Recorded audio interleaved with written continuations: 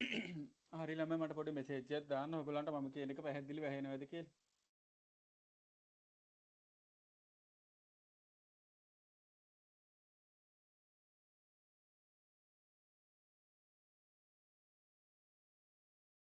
හරි.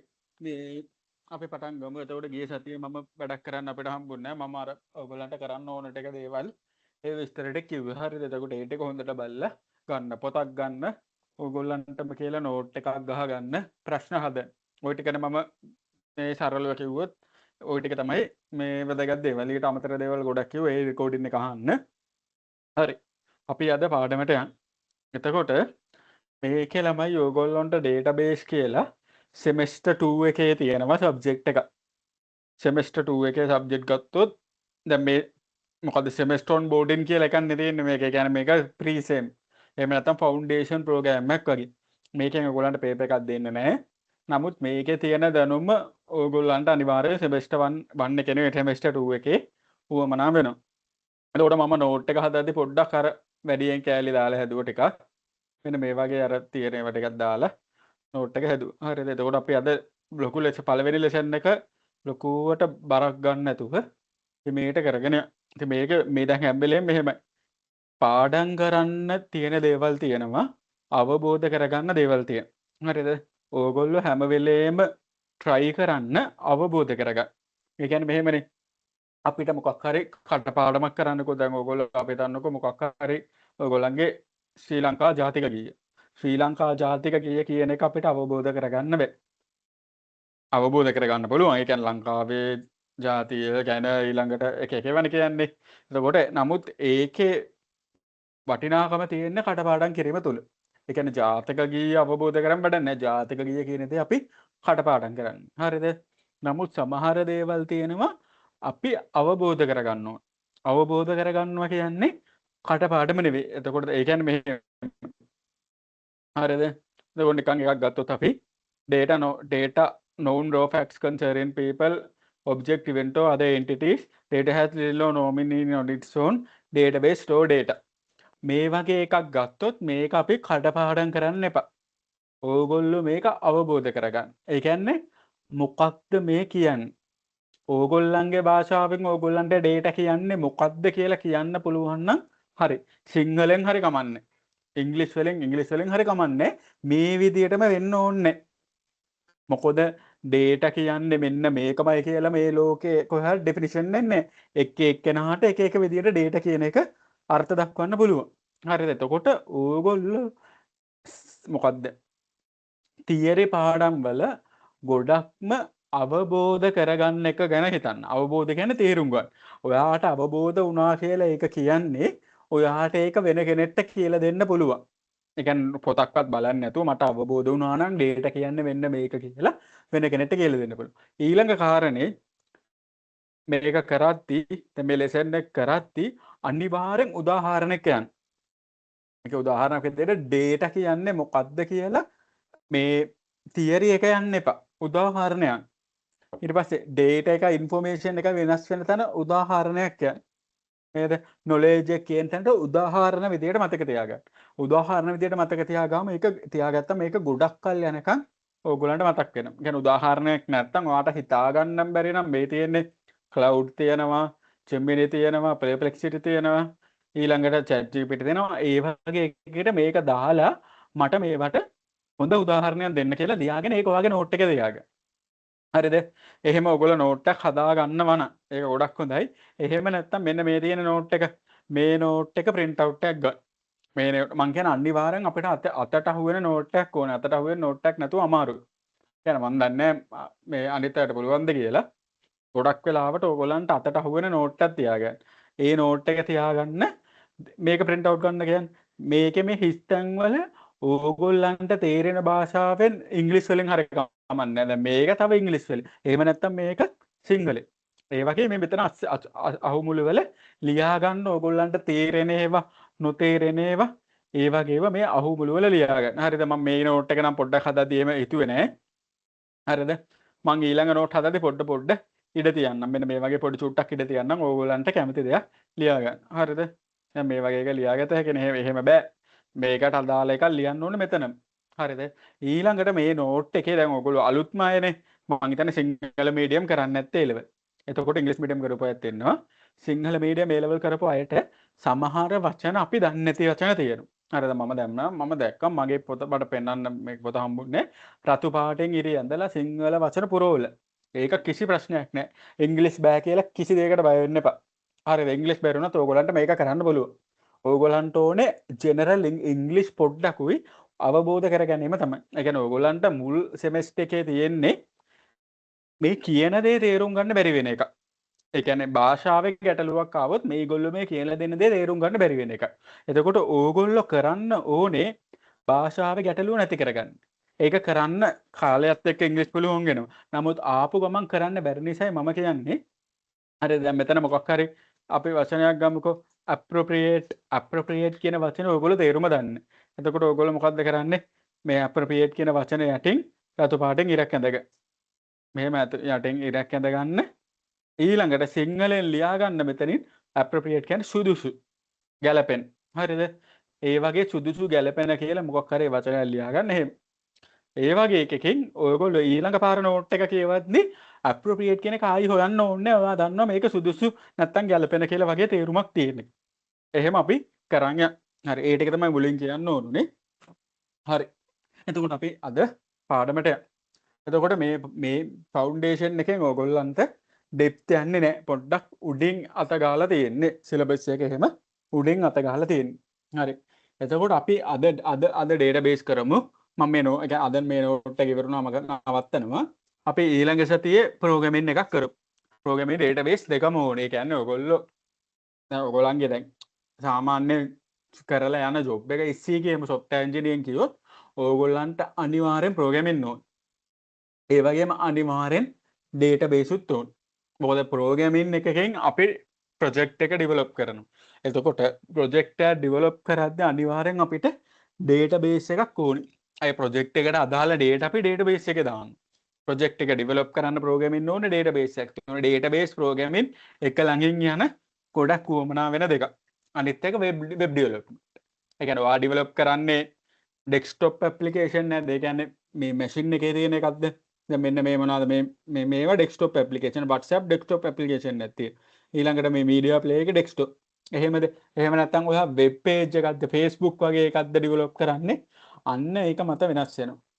ඒ මොක කරත් ඔයාට වෙබ් ඕගොල්ලෝ මම ඔයගොල්ලන්ට කියන්නේ අනිත් ඒවා නිකන් ඔළුවේ ටච් එක තියාගන්න වෙබ් ඩෙවලොප්මන්ට් ඩේටාබේස් ප්‍රෝග්‍රෑමින් තව AI වලට අදාළ මොඩියුල්ස් ටිකක් තිබ්බ මම දැක්කා ඒ හතර බරටම කරන්න ඒ කියන්නේ ඒ හතර ගැන හොඳ අවබෝධයක් ගන්න අපි computer නැක්කෝ AI essential for IT mathematics for IT ID මෙන්න මේක මොකක්ද දන්නේ මේක මම බැලුවේ නෑ වැඩි හරිද මේවා දැන් AI ඒවා පොඩ්ඩක් අප්ඩේට් වෙවි යන්න ඕනේ අපිට ඕනේ සුපර්වයිස් අන්සුපර්වයිස් මේ මම හිතන්නේ සරටම නෑ නිකන් තියරි ටිකක් තියෙයි හරිද ඒවා ගැන අවබෝධයක් ගන්න හරිද මේගොල්ලන්ට තේ ලොකුවට නෑ මැෂින් ලර්නින් කියන්නේ මොකක්ද දන්නේ වගේ චූටි දේවල් තියෙයි හරිද ඒ කියන්නේ අපිට බරටම නෑ මේකේ හරිද හරි අපි එහෙනම් ලෙසන් එකට එතකොට මේ අපිට මුලින්ම ගිය සතියේත් කරා අවුලක් නෑ මම ආයේ කරන්න මොකද ගිය සතිය අර වෙන දේවලුත් එක්කන කරන්න ගියේ අපිට ලොකුවට කරන්න බැරි වුණා. හරි. එතකොට data එකක් කියලා කියන්නේ මොකක්ද? හරි දැන් data කියලා කියන්නේ raw facts. මේ කියන්නේ මොනවද? raw facts. හරිද? ඒක වගේම data එකකට little or no meaning its own. එයාට meaning එක පොඩි. ඒ කියන්නේ එයා data එකක් තනියෙන් ගත්තම එයාට තේරුමක් නැහැ. ඒ වගේම තේරුමක් තිබ්බත් ඒ තේරුම අර වග කියව යුතු වගේ තේරුමක් නැහැ. හරිද? එතකොට database එකේ අපි data store කරනවා. හරි උදාහරණයක් විදිහට අර මම කලින් ගත්ත උදාහරණයක් තියන්නම්. කොළ කෑල්ලක ලියලා තියෙනවා 1996 කියලා. හරිද? ඒක පාරේ වැටිලා තියෙනවා.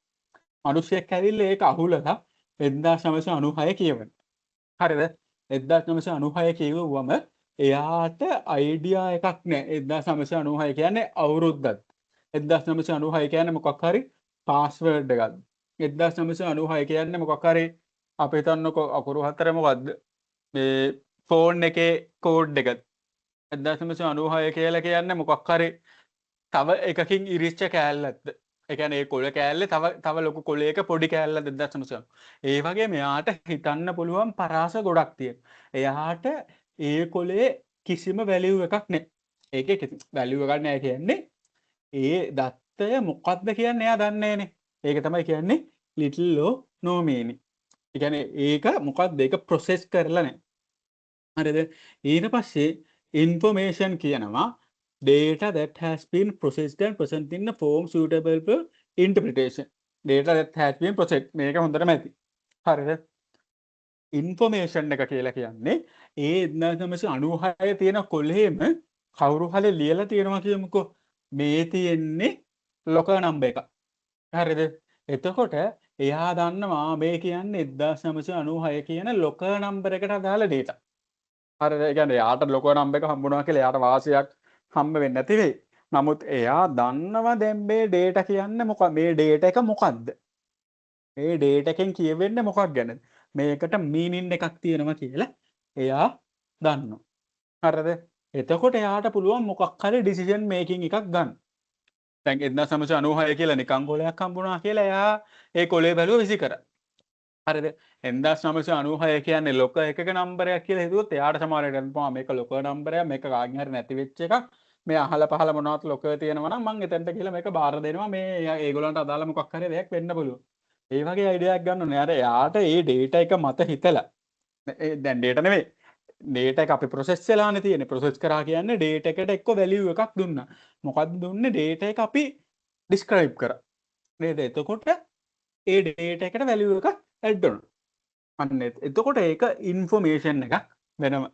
හරිද? ඒක information එකක් මගින් අපිට decision making අපිට මොකක් හරි තීරණයක් ගන්න පුළුවන්. හරි. ඊළඟට knowledge කියන්නේ derived from interpreting information and experience. හරිද? උදාහරණයක් විදිහට හිතන්නකෝ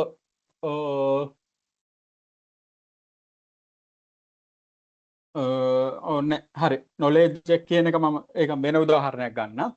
කලින් ගත්ත උදාහරණේ හරිද? raw fact එකක් තියෙනවා එළියේ කළු වලාකුළු තියෙන. තව raw fact එකක් තියෙනවා යේ ඇතුලේ කුඩයක් තියෙන. හරිද? ඕවා raw fact. ඒ කියන්නේ අපිට දැක්ක කිසිම value එකක් නැහැ වගේ එළියේ වහිනවා යේ ඇතුලේ කුඩයක් තියෙන. ඒක data. එතකොට information කියන්නේ මොකද්ද? අපි data process කරා. අපි data process කරලා අපි data එක ගැන තව දුරටත් හෙව්වා. එතකොට කියන්නේ අපිට හිතා ගන්න පුළුවන් අපි ඒක information කරලා process කරලා idea එකක් ගත්තා. එළිය වැස්සොත් තෙමෙන්න පුළුවන්. හරිද? කුඩේ දැකලා අපි මේක process කරලා idea එකක් ගත්තා. අපේ past experience එකෙන් හරි කොහොම හරි දැකලා අපි කුඩේ දැකලා කියනවා කුඩේ අරන් ගියොත් තෙමෙන එකෙන් බේරෙන්න පුළුවන්. ඒ දෙකක් කිසි සම්බන්ධයක් නැහැ. ඒ කියන්නේ එළියේ මේ කළු වලාකුළු කියන්නේ වහෙන්න පුළුවන්. අපි කුඩේ ගත්තොත් කියන්නේ කුඩේ අරන් ගියොත් අපි තෙමෙන්නේ නැහැ. ඕවා information. knowledge කියන්නේ මොකද්ද? අපි මේ information interpret කරලා අපේ experience එක අරගෙන අපේ experience දාලා බලලා අපි කරන්න ඕන දේ තීරණය කරන්න පුළුවන් අපිට knowledge. ඒ කියන්නේ action එකක් ගන්න පුළුවන්. insight into appropriate action. ඒ කියන්නේ මොකද්ද? අපි action එකක් ගන්නවා අර තිබ්බ data එක process කරලා information කරලා ගත්තට පස්සේ අපි action එකක් ගන්නවා මොකක්ද අපි කුඩේ අරන් එළියට යනවා හදිසියවත් වැස්සොත් අපි තෙමෙන්නේ නැහැ. අපි action එක මොකද්ද? කුඩේ අරන් එළියට යනවා. ඒකට හේතු වෙච්ච මොකද්ද? අර raw fact process කරලා information කරලා ඒක knowledge එකකට අරගෙන අපි අපේ experience එකක් විදියට ඒක හදාගත්තා. ඔන්න ඕකයි data information and knowledge කියන්නේ. හරිද? information නිකන් තියෙන එකක් නෙවෙයි. ඒ කියන්නේ information එක ඔයාට තේරෙන විදියට නෙවෙයි මට තේරෙන්නේ. ඒ කියන්නේ මගේ මොලෙන් process කරන විදියට නෙවෙයි ඕගොල්ලන්ගේ මොලෙන් process කරන්නේ. හරිද?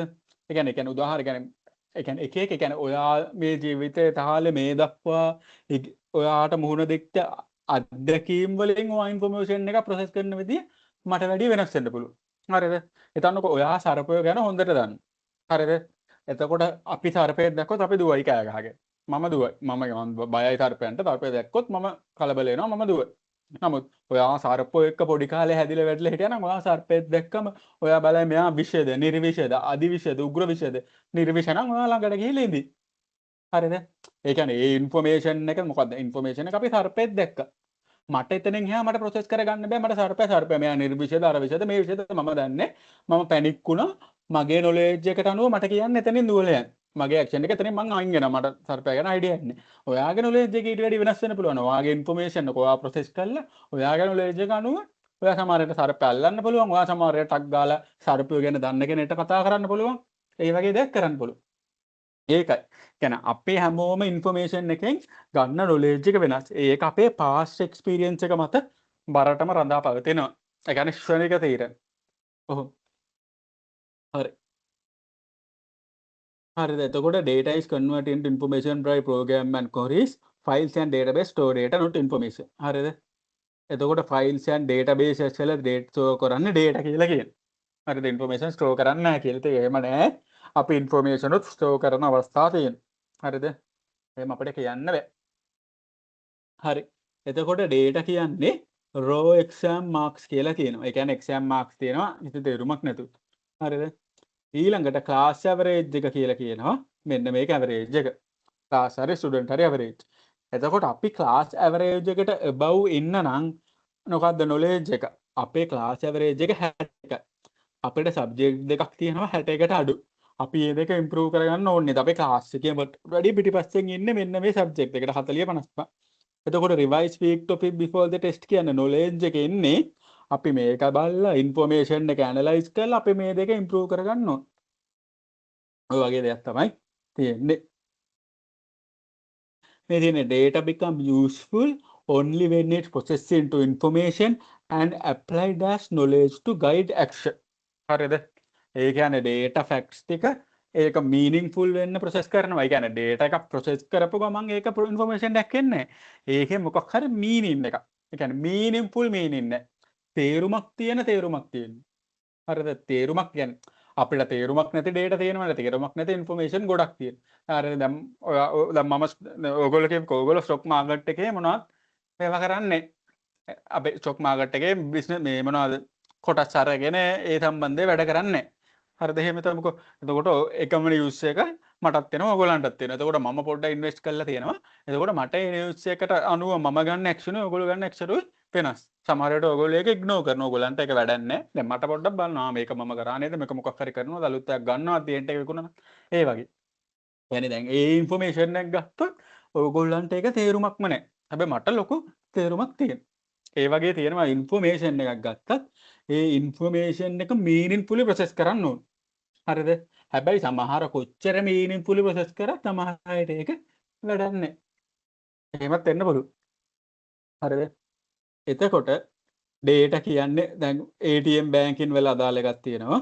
හරි ඊළඟට insight for action කියන්නේ information එක මගින් අපි action එකක් ගන්නවා. information එක අපි process information අපි බලලා අපේ past experience එක බලලා අපි appropriate action එකක් ගන්නවා අපේ knowledge එක අනුව. ඔයගොල්ලෝ හිතන්න ඔයගොල්ලෝ knowledge කියන එක use කරන්නේ නැහැ කියලා. නෑ ළමයි ඔයගොල්ලෝ අනිවාර්යෙන් use කරනවා. knowledge කියන එක අපිට information එකක් දැක්ක ගමන් අපි මොකක් හරි ඒ information එකට අදාළ action එකක් කරනවා නම් ඕගොල්ලෝ එතන knowledge කියන එක use කරලා තියෙනවා. ඕගොල්ලෝ නොදැනුවත්ව knowledge කියන එක use කරනවා. ඒ කියන්නේ ඕගොල්ලන්ගේ දැනුම අනුව ඔයා action එකක් ගන්න මොකක් හරි තර්කයක් මතනේ. ඒ තර්කය තමයි knowledge එක. ඔයා එතන මොකක් හරි දෙයක් හිතනවානේ. action එකක් ගන්න ඉස්සෙල්ලා ඒ වාගේ පහස් knowledge එක එක්ක තමයි ඔයා වැඩ කරන්නේ. හරි. ඊළඟට ATM banking එකක් තියෙනවා. ඒක කියන්නේ ඉන්ඩිවිජුවල් විත්ඩ්‍රෝ කරනවා ඩිපොසිට් කරනවා බැලන්ස් ආ රෙකෝඩ්. ඒ කියන්නේ ඔයා data ඔයා කොහෙද බැංකුවට ගිහිල්ලා සල්ලි ගන්නවා සල්ලි ඩිපොසිට් කරනවා ඒ ටික බැංකුවෙන් රෙකෝඩ් කරගන්නවා.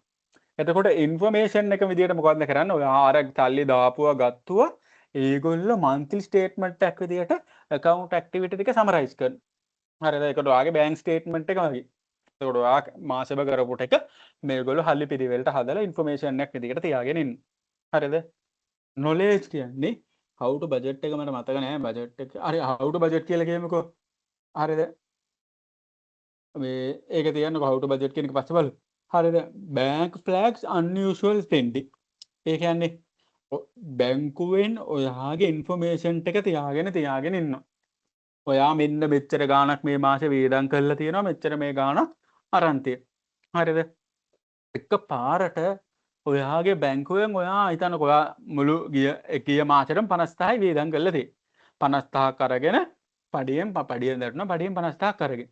හරිද? එක පාරට මෙන්න ඔයා එනවා එක දවසක 50000ක් ගන්න. ඊළඟ දවසේ තව 50000ක් ගන්න. ඔහොම දවස් දෙකක් විතර එක දිගට ටිකක් ලොකු ගණන් ගිය ගමන් බැංකුව නෝට් කරනවා unusual spending pattern එකක්. එතකොට එයා මොකද්ද කරන්නේ? එයා ඒක කරන්නේ කොහොමද? එයා ඒක කරන්නේ ඔයාගේ past information එයා බලලා එයා බලන ඔයාගේ unusual spending. ඒ නිසා එයාගේ knowledge එක මත action එකක් ගන්නවා. ඔයාට inform කරනවා. නැත්නම් account එක temporary restrict කරනවා. ඒ වගේ දේවල් කරනවා. හරිද? මේ data information knowledge වලට අදාළ එක. මේ budget කියන එක පොඩ්ඩක් මට idea එකක් නෑ. මං හිතුවා budget කියන්නේ කියලා අර අපි budget එක හදා ගන්නවානේ. කියන්නේ මේ මාසේ 50000ක් වේදම් වුණා නම් ඊළඟ මාසේ අපි මේ බජට් එක කපලා අඩු කරලා 40000ට මේරෙන්න බදා ගන්න. ඒ වගේ සීන් එකක් කියලා හිතුවේ මම ඒක පොඩ්ඩක් බලලා කියන්නේ. how to budget කිව්වම එකපාරට එන්නේ මේ bank flag කියන එක මතක තියාගන්න. හරි මේවා උදාහරණ ළමයි මේවා කියන්නේ මේවා කටපාඩම් කරන්න එපා. මේකේ idea එක ගන්න. උදාහරණ කියන්නේ මොකක් හරි real world උදාහරණයක් ගන්න. සැබෑ ලෝකයේ උදාහරණයක්. අර කුඩේ අරන් යන එක වගේ. ඒ වගේ උදාහරණයක් කරන් මෙතනින් ලිව්වක් කමක් නැහැ. data information knowledge තුන ඕගොල්ලන්ට තේරෙන භාෂාවෙන් ලියා ගන්න. මේවා පාඩම් කරන්න යන්න එපා. ඕගොල්ලන්ට තේරෙන භාෂාවෙන් ලියා ගන්න. ඕගොල්ලන්ට මතක හිටින උදාහරණයක් ගන්න. මොකද අවසානයේට ඕගොල්ලන්ට මතක හිටින්නේ අර උදාහරණය විතරයි. ඕගොල්ලන්ට මේ වචන මතක නැහැ. ඕගොල්ලෝ ලියා ගන්න වචන මතක නැහැ. නමුත් ඔයාට උදාහරණය මතකයි. data කියන්නේ මේක. knowledge මේ information කියන්නේ මේක. knowledge කියන්නේ මේක කියන උදාහරණය මතකයි. ඊට පස්සේ උදාහරණය ඔස්සේ ඕගොල්ලන්ට කරගෙන යන්න පුළුවන්. අවසානයේට උදාහරණය තමයි ඉතුරු වෙන්නේ. ඒ උදාහරණ පුළුවන් තරම් ඕගොල්ලන්ගේ නෝට් එකට හැම concept එකටම උදාහරණයක් ගන්න. හරිද? හරි. ඊළඟට database system කියනවා මම මෙතන නෝට් එක පොඩ්ඩක් අප් කරා. ඊයේ සතියේ අපි මෙතන ඉන්න නැවැත්තුවේ මොකද්ද මේ නෝට් එක කරගන්න බැරි වුණා. අර හරියට නෝට් එක complete නැති නිසා මේ කැම්පස් එකෙන් දීලා තියෙන්නේ. එතකොට මේ නෝට් එක මම group එකේ දැම්මා. මේක refer කරන්න. හරි. එතකොට database එකක් කියන්නේ logically coherent collection of interrelated data with an inherent meaning designed to meet the varied information needs of an organization. හරිද? මේ කියන්නේ collection of interrelated data collection එක. interrelated කියන්නේ එකිනෙකට සම්බන්ධ. එකිනෙකා අතර logical meaning එකක් තියෙන interrelated data එකතුව. designed to meet the varied information need of an organization. මේ data කියන්නේ මේ database එක දැන් අපි මේකනේ අපි ඇයි database එකක් හදන්නේ? අපි database එකක් හදන්න අපිට මොකක් හරි database එකක් හදන අවශ්‍යතාවයක් ආව නිසා. එතකොට අපි organization එකක වැඩ කරනවා කියමු. organization එකේ මොකක් හරි අවශ්‍යතාවයකට අපි database එකක් හදන්න ඕනේ කියලා අපි ඒක නිසා හදනවා. එහෙම නැතුව අර ආවට ගියාට අපි database හදන්නේ. ඒ කියන්නේ අපේ අර educational purpose එකට හදනවා. දැන් ඔයගොල්ලෝ හදන්නේ educational purpose එකට. ඒ වගේ අපි database එකක් හදනවා. දැන් මම database කරලා අවුරුදු කරලා ඒකක් දාලා database 2 එකටත් ඒකක් දාලා project වල database හදලා තියෙනවා. මෙන්න මේක නිකම් මේක දැන් මේ මොකද්ද මේ කියන්නේ කියලා මගෙන් අහුවොත් මම කරකවලා තැරෙනවා. කියන්නේ එච්චර මේ බර meaning එකක් තියෙන. database කරලා data S2 පියන් SQL කරලා සෑහෙන database එකකට කරලා මම තියෙනවා. නමුත් මේ meaning එක අහුවම මේක අර මොකද ඕනෑමට වැඩි. මේක මේගොල්ලෝ දීලා තියෙන definition එක. ඉතින් ඒක නිසා ඕගොල්ලෝ මේවා පාඩම් කරන්න යන්න එපා. පාඩම් කරන්න තියෙනවා ටිකක්. මම ඒ ටික අනිවාර්යෙන් කියන්න පාඩම් කරන්න ඕනේ කියලා. මේ වගේ මතක තියාගන්න එපා. database එකක් කියන්නේ මෙච්චරයි. මේක ඔළුවේ තියාගන්න. අපි data හිතන්න ඇයි? ඒ කියන්නේ database එකක් කියන්නේ මොකක්ද? අපි database එකක් හදන්නේ. database එකෙන් අපිට ලැබෙන්නේ මොකක්ද? ඔන්න ඔය වගේ හැම ප්‍රශ්නයක්ම ඕගොල්ලන්ගෙන් අහන්න. ඒ කියන්නේ හැම එකම හැම වෙලෙම ප්‍රශ්න කරන්න. මේ තියෙන මේගොල්ලෝ දීලා තියෙන concept එකක් දීපු පළියට මේක හරිය කියලා පිළිගන්න එපා. ඔයගොල්ලෝ ප්‍රශ්න කරන්නේ ඇයි මේක හරි වෙන්න ඕන? මීට වැඩි අමතරව නැද්ද? මෙච්චරමද තියෙන්නේ? ඒ වගේ හැම වෙලේම තර්ක කර. හරිද? එතකොට ඩේටාබේස් එකක් කියන්නේ සරලවම මොනවාද? දත්ත තියෙනවා. දත්ත එකිනෙකට සම්බන්ධ. හරිද? එකිනෙකට සම්බන්ධයි. ඒ දත්ත මොනවා සම්බන්ධවද? අපිට තියෙන අවශ්‍යතාවයකට අනුව අපි හදපු දත්ත. ඒ කියන්නේ අපි ඔයා වැඩ කරනවා නම් ඕගනයිසේෂන් එකකට එම්ප්ලොයි ඩීටේල්ස් ඕන නම් ඔයා එම්ප්ලොයි ඩීටේල්ස් වලට අදාළ ඩේටාබේස් එකක් හදලා ඒක ටේබල් එකක් හදනවා එම්ප්ලොයි කියලා එම්ප්ලොයි ඩීටේල්ස් ස්ටෝර් කරගන්න. හරිද? ඔන්න ඕකයි තමයි සරල කතන්දර. දැන් මේ තියෙන ඩේටාබේස් එකක් තියෙනවා මම මේකක් පෙන්නන්න. හරිද? මෙන්න මෙහෙම ඩේටාබේස් එකක් තියෙනවා මම මේක කෝඩ් කරන ඕගොල්ලන්ට ඉස්සරහට එනවා. හරිද? මේ තියෙන එම්ප්ලොයි කියලා එම්ප්ලොයිලගේ විස්තර ටික තියෙනවා. හරිද? පර්සන්ස් කියලා මිනිස්සු ඉන්නවා. මිනිස්සුන්ගේ විස්තර මම තියාගෙන ඉන්නවා. එක කියන්නේ ස්මිත්, එයාගේ first name John, last name Smith, එයාගේ කන්ට්‍රි එක නිව්යෝක්, එයාගේ මොකක් හරි ප්‍රයිස් එකක් තියෙනවා. මොන ප්‍රයිස් එක කියලා හරියට දාලා නැහැ. නිකන් ඩිමෝඩේබල් යන මම මේක නිකන් හදුවා 3000. හරිද? ඔය වගේ තමයි ඩේටා තියෙන්නේ. එතකොට මේ ටික ඕගොල්ලෝ අයිඩියා එක ගන්න. ඩේටාබේස් එක කියවම මේක අයිඩියා එක ගන්න. එච්චර. මේ වචන මේ විදිහටම උන්නේ. හරිද? ඊළඟට ඩේටාබේස් සිස්ටම් කියන්නේ මොකක්ද? ඒ කියන්නේ මෙහෙම දැන් ඩේටාබේස් එක කියන්නේ මොකක්ද කියලා ඔයාට පුළුවන් වෙනවනේ කාටද කියලා දෙන්න. يعني මේ ටික කියවලා මේ ටික කියවලා මේකේ අයිඩියා එක ගන්න. අයිඩියා එක අරගෙන කියන්න. හරිද? ඊළඟට ඩේටාබේස් සිස්ටම් කියන එක අපි පාඩම් කරගන්න ඕනේ. හරිද? ඩේටාබේස් සිස්ටම් එක හැදිලා තියෙන්නේ hardware, software, data, procedures and people. හරිද? මේ මැෂින් කියන්නේ කම්පියුටර් එක පැත්ත. hardware, software. human කියන්නේ මිනිස්සු පැත්ත. කම්පියුටර් එකයි මිනිස්සු යා කරන පාලම තමයි අපි data කියලා කියන්නේ.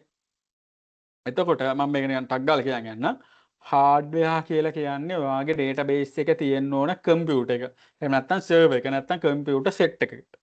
ඒ කියන්නේ ඔයාගේ database එක පවතින්න අවශ්‍ය physical storage space එක තමයි hardware කියන්නේ. හරිද? ඊළඟට software කියලා කියන්නේ DBMS. DBMS කියලා කියන්නේ application software එකක්. ඒ කියන්නේ ඔයාගේ database එක තියෙනවා database කියලා තියෙනවා වෙනම database management system කියලා තව එකක් තියෙනවා. ඒ software එකක් ඒ software එකෙන් තමයි ඔයාගේ database එක manage කරන්නේ. උදාහරණයක් විදිහට ඔයා හිතන්න ඔයාගේ රාක්කයක් තියෙනවා. ඒ රාක්කේ පොත් පුරවලා තියෙනවා. හරිද? එතකොට ඔයාට රොබෝ කෙනෙක් එන්නවා. ඔයා ඒ රාක්කේ ගාවට ගිහිල්ලා රොබෝට කියනවා මට මේ පොත අරන් දෙන්න කියලා. එතකොට ඒ රොබෝ ඔයාගේ රාක්කේ දිහා බලලා ඒ පොත දෙනවා. ආයෙ ඔයා පොත දුන්නම කියවල රොබෝ එක තියෙනවා. ඔයා පොත් ගොඩක් අලුත් කරනවා රොබෝට කියනවා රොබෝ පරණ පොත් එක අයින් කරලා අලුත් පොත් ටික දාන්න. නේද? ඒ වගේ. ඔයා රොබෝට කියනවා මේ මට අලුත් කැටගරි එකක පොත් එකක් තියෙන රාක්කයක් හදන්න ඕනේ කිව්වම මේ රොබෝ ඒ රාක්කය හදනවා. හරිද? ඒ කියන්නේ ඒ රොබෝට තමයි කියන්නේ database management system. රාක්කය තමයි database එක. ඔයා තමයි කවුද? ඔයා තමයි user. ඔයා රොබෝ හරහා තමයි අර රාක්කයට සම්බන්ධ වෙන්නේ. data database කියන්නේ data තමයි පොත් ටික. database ඊළඟට database management system user රාක්කේ රොබෝ ඔය වගේ දෙයක් තමයි database management system එකෙන් අපිට කරලා දෙන්නේ. අපි database management system එකට කියනවා මට මේක දෙන්න. උදාහරණයක් විදියට මෙතන තියෙනවානේ. හරිද? මෙතන මම කියනවා price එක 1000ට වැඩි record ටික මට දෙන්න. select all from persons where price greater than 1000 කියලා කියන. එතකොට දැන් ඔයාලට පේනවා මෙතන 3000 2000 1000 5000 ඕම තියෙනවා. මම මෙයාට කියන්නේ 1000ට වැඩි price ටික මට දෙන්න කියලා මම user database management system එකට කියන. අර රොබෝට කියනවා වගේ. එතකොට රොබෝ මට ගෙනල්ලා දෙනවා දැන් price එක ඔක්කොම 1000ට වැඩි ටික තියෙනවා. ඔන්න ඕකයි වෙන්නේ. හරිද? හරි. ඊළඟට database management system කියන එක කියවනේ ඊළඟට OS එක operating system කියලා කියන්නේ ළමයි Windows හරි Linux හරි Mac එක හරි නේද? ඒ වගේ OS එක operating system එක. OS එකක් උඩ තමයි ඕගොල්ලෝ ඇප්ලිකේෂන් සොෆ්ට්වෙයාර් රන් කරන්න. ඔපරේටින් සිස්ටම් එක දැන් මගේ Windows ඔපරේටින් සිස්ටම් එක තියෙන්නේ. දැන් ඒකේ මම මොකද්ද මේ බ්‍රවුසර් එක Edge එක. Edge එක කියන්නේ ඇප්ලිකේෂන් සොෆ්ට්වෙයාර් එකක්. ඒ ඇප්ලිකේෂන් සොෆ්ට්වෙයාර් එක රන් වෙන්නේ ඔපරේටින් සිස්ටම් Windows කියන ඔපරේටින් සිස්ටම් එක උඩ. හරිනේ ඔන්න ඔය OS. ඊළඟට ඇප්ලිකේෂන් ප්‍රෝග්‍රෑම් කියලා කියන්නේ මෙහෙමනේ ඩේටාබේස් එක තියෙනවා මෙහෙම. මේ තියෙන ඩේටාබේස් එක මෙහෙම තියෙන. මේ අර රාක්කේ වගේ හිතන්න ඩේටාබේස් මැනේජ්මන්ට් සිස්ටම් මෙයා තමයි රොබෝ. මේ ඉන්නේ යූසර්. අර API කියන්නේ ඇප්ලිකේෂන් ප්‍රෝග්‍රෑම් ඉන්ටර්ෆේස් එක පස්සේ කියන්න. යූසර් ඩේටාබේස් මැනේජ්මන්ට් සිස්ටම් එක හරහා තමයි ඩේටාබේස් එක කනෙක්ට් වෙලා යාට මොකක් හරි දෙයක් කරගන්න. ඒ වගේම ඇප්ලිකේෂන් තියෙන. හරි දැන් ඔයගොල්ලෝ වෙබ් ඇප්ලිකේෂන් එකක් හදනවා කියමු. ඒ වෙබ් ඇප්ලිකේෂන් එකේ ඕගොල්ලෝ ඩිස්ප්ලේ කරනවා එම්ප්ලොයිස්ලා ඉන්න ඔක්කොම එම්ප්ලොයි ලිස්ට් එක.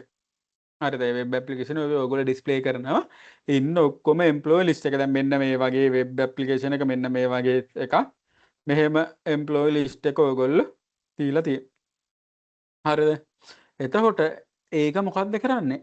ඔයාගේ වෙබ් ඇප්ලිකේෂන් එක ඩේටාබේස් මැනේජ්මන්ට් සිස්ටම් එක හරහා ඩේටාබේස් එකට කනෙක්ට් කරලා ඒ ඩේටාබේස් එකේ තියෙන රෝස්ට් එක තමයි ඔයාගේ ඇප් එකේ පෙන්නගන්නේ. හරිද? එතකොට ඇප්ලිකේෂන් ප්‍රෝග්‍රෑම් කියන්නේ අන්න ඒ වගේ දෙයක්. යූසර් කෙනෙක්ට ඩිරෙක්ට්ලි ඇවිල්ලා මේ වගේ ගන්න පුළුවන් ඩේටාබේස් එකෙන් ඩේටා. මේ තියෙන අපි මොකද්ද වර්ක් බෙන්ච් එක කියන්නේ මේ අපි ඩිරෙක්ට්ලි ඩේටාබේස් එකට සම්බන්ධ වෙලා ඩේටාබේස් එකෙන් ඩේටා ගන්න. එහෙම නැත්නම් අපිට පුළුවන් අපේ හදන වෙබ් ඇප් එක. හරිද? එහෙම නැත්නම් වෙබ් ඇප් එක වේවා, මොබයිල් ඇප් එක වේවා, ඩෙස්ක්ටොප් ඇප් එක වේවා මේ ඇප් එක හරහා ඩේටාබේස් මැනේජ්මන්ට් සිස්ටම් එකට කතා කරලා ඩේටාබේස් එකෙන් ඩේටා ගන්න. එහෙම කරන්න පුළුවන්. එහෙම කරන්න එහෙම තමයි අර මූලිකම දේවල් කියන්නේ ඕනෑම ප්‍රෝග්‍රෑමින් ලැන්ග්වේජ් එකයි ඩේටාබේස් එකයි කනෙක්ට් කරන්න පුළුවන්. කනෙක්ට් කරලා හදන්න පුළුවන්. අපිට අවශ්‍ය කරන දේවල් ටික ගන්න පුළුවන්. ඒ කියන්නේ අපි යූසර් කෙනෙක්ව ඩේටාබේස් එකට දාන්න පුළුවන්. ඩේටාබේස් එකේ යූසර්ලාගේ ලිස්ට් එක ගන්න පුළුවන්. යූසර් කෙනෙක්ව ඩේටාබේස් එකෙන් ඩිලීට් කරන්න පුළුවන් ඇප්ලිකේෂන් ප්‍රෝග්‍රෑම් එක හරහා. මම ඔයගොල්ලන්ට ෆයිනල් ඉයර් ප්‍රොජෙක්ට් එක පෙන්නන්නම්.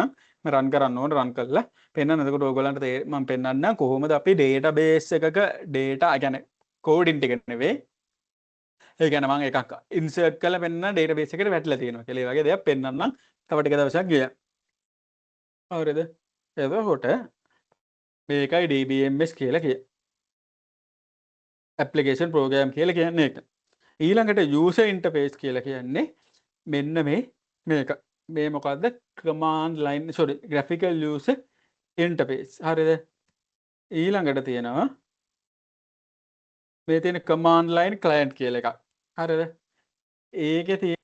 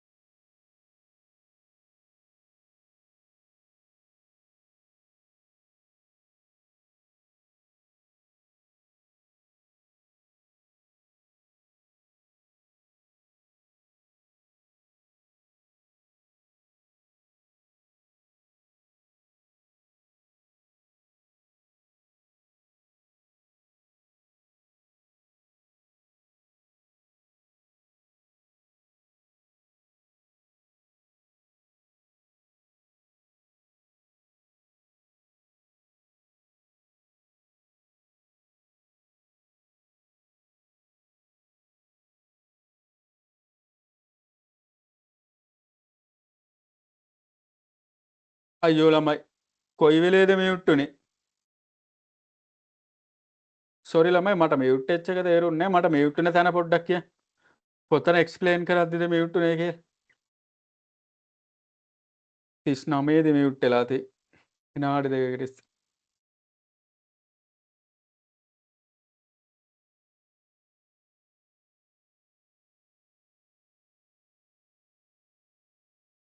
ළමයි ඇහෙනව නේද?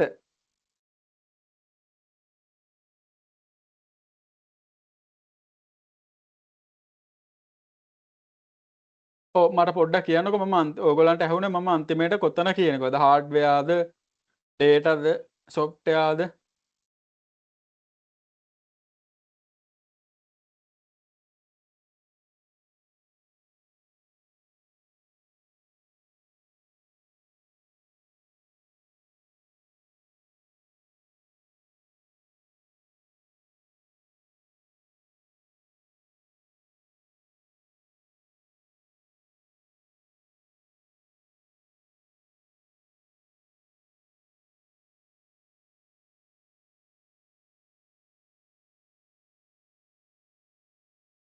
ප්‍රැක්ටිකල් පාර්ට් එක කියන්නේ හරි සොෆ්ට්වෙයාර්. හරිද? එතකොට සොෆ්ට්වෙයාර් පාර්ට් එක වෙන්න ඕනේ. හරි. සොෆ්ට්වෙයාර් එකේ ඇප්ලිකේෂන් ප්‍රෝග්‍රෑම් කියලා කිව්වා යූසර් ඉන්ටර්ෆේස්. හරිද? එතකොට අපිට යූසර් ඉන්ටර්ෆේස් වර්ග දෙකයි. graphical user interface, command line interface. හරිද? එතකොට graphical user interface කියන්නේ graphically පේනවා. ඒ කියන්නේ buttons තියෙනවා. හරිද? buttons තියෙනවා. menu තියෙනවා. අන්න ඒ වගේ තියෙනවා නම් මේක graphical user interface. දැන් ඔයගොල්ලෝ බලන්න මෙන්න මේ edge එක කියන්නේ graphical user interface. හරිද? button තියෙනවා. මේවා select කරන්න පුළුවන්. menus තියෙනවා. web browser එක කියන්නේ graphical user interface. command line interface කියලා එකක් තියෙනවා. හරිද? මේක command line interface එකක් ගත්තම අපිට අර වගේ graphical button නැහැ. අපි කරන්න ඕන හැමදේම type කරලා කරන්න ඕන.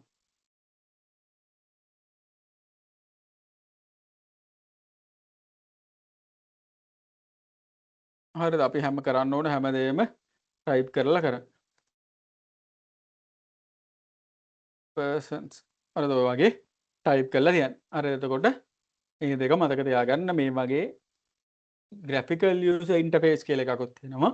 command line interface එකක් කියලා තියෙනවා. මේ දෙකම අපිට කරන්න පුළුවන් database එකක් එක්ක සම්බන්ධ වෙන්න. ඒ කියන්නේ අපිට graphical user interface එකක් කරා database එකකට සම්බන්ධ වෙන්න පුළුවන්.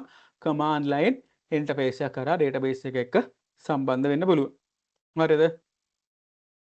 එතකොට user interface කියලා කියන්නේ මොකක්ද? interface එකක් කියලා කියන්නේ මොකක්ද? interface එක කියලා කියන්නේ මෙහෙම. හරිද? එතන TV එකක් තියෙන. මෙහෙම TV එක තියෙන. අර පරණ කාලේ කම්පියුටර් එක වගේ TV එක මේ සයිඩ් එකෙන් මම පෙන්න. හරිද? මේ සයිඩ් එකේ තියෙන. එතකොට මෙතන තමයි ස්ක්‍රීන් එක තියෙන්නේ. හරිද? එතකොට ඔය යට වගේ බටන් තියෙනවනේ මෙහෙම බටන් තියෙන. මේ අර පරණ කාලේ අර මහාත ලොකු TV එක. හරිද? දැන් තියෙන හීනි පැනල් වගේනේ. හරි. එතකොට බටන් තියෙනවා මේ සයිඩ් එකේ හරි යට හරි බටන් එක. බටන් එක දාලා ඔන් කරනවා වොලියුම් අඩු කරනවා වොලියුම් වැඩි කරනවා. හරිද? එතකොට මේක ඇතුලේ වයර් තියෙනවා අරවා තියෙනවා මේවා තියෙනවා සර්කිට් තියෙනවා මේවා ගොඩක් තියෙනවා. හරිද? ඉන්ටර්ෆේස් එක කියලා කියන්නේ මොකක් හරි දෙන්නෙක් හරියට වැඩ ගන්නවා. අපි කියමුකෝ දෙන්නෙක් මොකක් හරි දෙයක් කරගන්න සම්බන්ධ වෙන අතුරු මුහුණතට. ඒ කියන්නේ අපි යූසර් මෙහෙම අත දික් කරලා මේ බටන් එක දාලා මැෂින් එක ඔන් කරනවා. එතකොට මැෂින් එක ඔන් වෙනවා. එයාට මේ මැෂින් එක හැදිලා තියෙන්නේ වයර් වලින්ද මේකේ තියෙන සර්කිට් මොනවාද මේකේ තියෙන අනිත් දේවල් එයාට වැඩක් නැහැ. හරිද? ඒ කම්ප්ලෙක්සිටිස් මෙයාට වැඩක් නෑ. අන්ඩර්ලයින් කම්ප්ලෙක්සිටිස් කියලා කියන්නේ මේක යට තියෙන කම්ප්ලෙක්සිටි මෙයාට වැඩක් නෑ. මෙයා මෙහෙම අත දික් කරලා ටීවී එක ඔන් කරනවා වොලියුම් අඩු කරනවා වොලියුම් අඩු කරනවා වොලියුම් වැඩි කරනවා වොලියුම් වැඩි කරනවා ඒ වගේ. කියන්නේ සිස්ටම් දෙකක් කනෙක්ට් වෙන්නේ. එතකොට මැෂින් එකටත් අපි ගැන වැඩක් නෑ. අපි කවුද කියන්ද මන්ද හරිද? අපි සුදුද කළුද අපි කොණ්ඩේ දිගද හරිද? අපි උදේට කාලාද වලට කාලාද ඒක වැඩක් නෑ. අපි මේක දාන්නේ අතින්ද අපි මේක දාන්නේ කකුලෙන්ද අපි දාන්නේ අපි ටීවී එක දාන්නේ නැත්තම් මොකක් හරි කෝට් එකෙන් ගහලාද හරිද? එහෙම නැත්තම් අපි ටීවී එක දාන්නේ රිමෝට් එකෙන්ද? එයාට ඒ කිසි දෙයක් අදාළ නෑ. ඒ කියන්නේ අපේ පැත්තේ කම්ප්ලෙක්සිටිස් උත් එයාට අදාළ නෑ. මැෂින් එකේ තියෙන කම්ප්ලෙක්සිටිස් අපිට අදාළ නෑ. ඒ වගේ අපි සම්බන්ධ වෙන්න මොකක්ද අපේ වැඩේ කරගන්න. ඒ වැඩේ කරගන්න විතරක් පහසුකම් සැලසෙන අතුරු මුහුණත. ඒකට තමයි කියන්නේ ඉන්ටර්ෆේස් එක කියලා. එතකොට මේ කියන්නේ අපි කවුද කින්ද මන්ද කියන එක ඩේටාබේස් එකට වැඩන්නේ. ඩේටාබේස් එකේ හැදිලා තියෙන්නේ මොකද්ද මෙයා මොනවායින්ද හැදුවේ? ඒ කියන්නේ මේක මොන ප්‍රෝග්‍රෑමින් ලැන්ග්වේජ් එකෙන්ද මේ MySQL එක හදලා තියෙන්නේ. එතකොට මේකේ මොනවද තියෙන්නේ? අපිට වැඩක් නැහැ. අපිට ඕනේ ඩේටාබේස් එකට ඩේටා එකක් දාන්න. හරි. එතකොට graphical user interface එක දෙනවා. ඒකෙන් අපි අපේ වැඩේ කරගන්නවා. මේක හදලා තියෙනවා වරම අපිට කිසිම දෙයක් වදාළ නැහැ. ඕකයි ඉන්ටර්ෆේස් එක කියලා කියන්නේ. හරිද? එතකොට ඉන්ටර්ෆේස් එකට ඩෙෆිනිෂන් එහෙම බර ගන්නක් තියෙනවා. මේ ඩෙෆිනිෂන් ඔයගොල්ලන්ට වැඩක් නැහැ. ඔයගොල්ලෝ ඉන්ටර්ෆේස් එක කියන්නේ මොකක්ද කියලා ඔළුවේ තියෙනවා නම් ඒ හොඳට මෙති. එතනින් එහා දෙයක් අපි බලාපොරොත්තු වෙන්නේ නැහැ. හරිද? එතනින් එහා බලාපොරොත්තු වෙන්නේ. ඒ කියන්නේ graphical user interface කියනකොට menu button තියෙනවා. command line client කියද්දී අපි තනිකර text based. අපි text කරලා අපි code කරලා තමයි අපි command line එකේ වැඩ කරන්නේ. එච්චරම කාලේ Apple computers text based. ඒ කියන්නේ command line විතරයි තිබ්බේ. මේ වගේ ලස්සනට button අරවා මේවා තිබ්බේ නැහැ. ඒ වැඩේ කරගන්න පුළුවන් type කර කරන්න තිබ්බේ.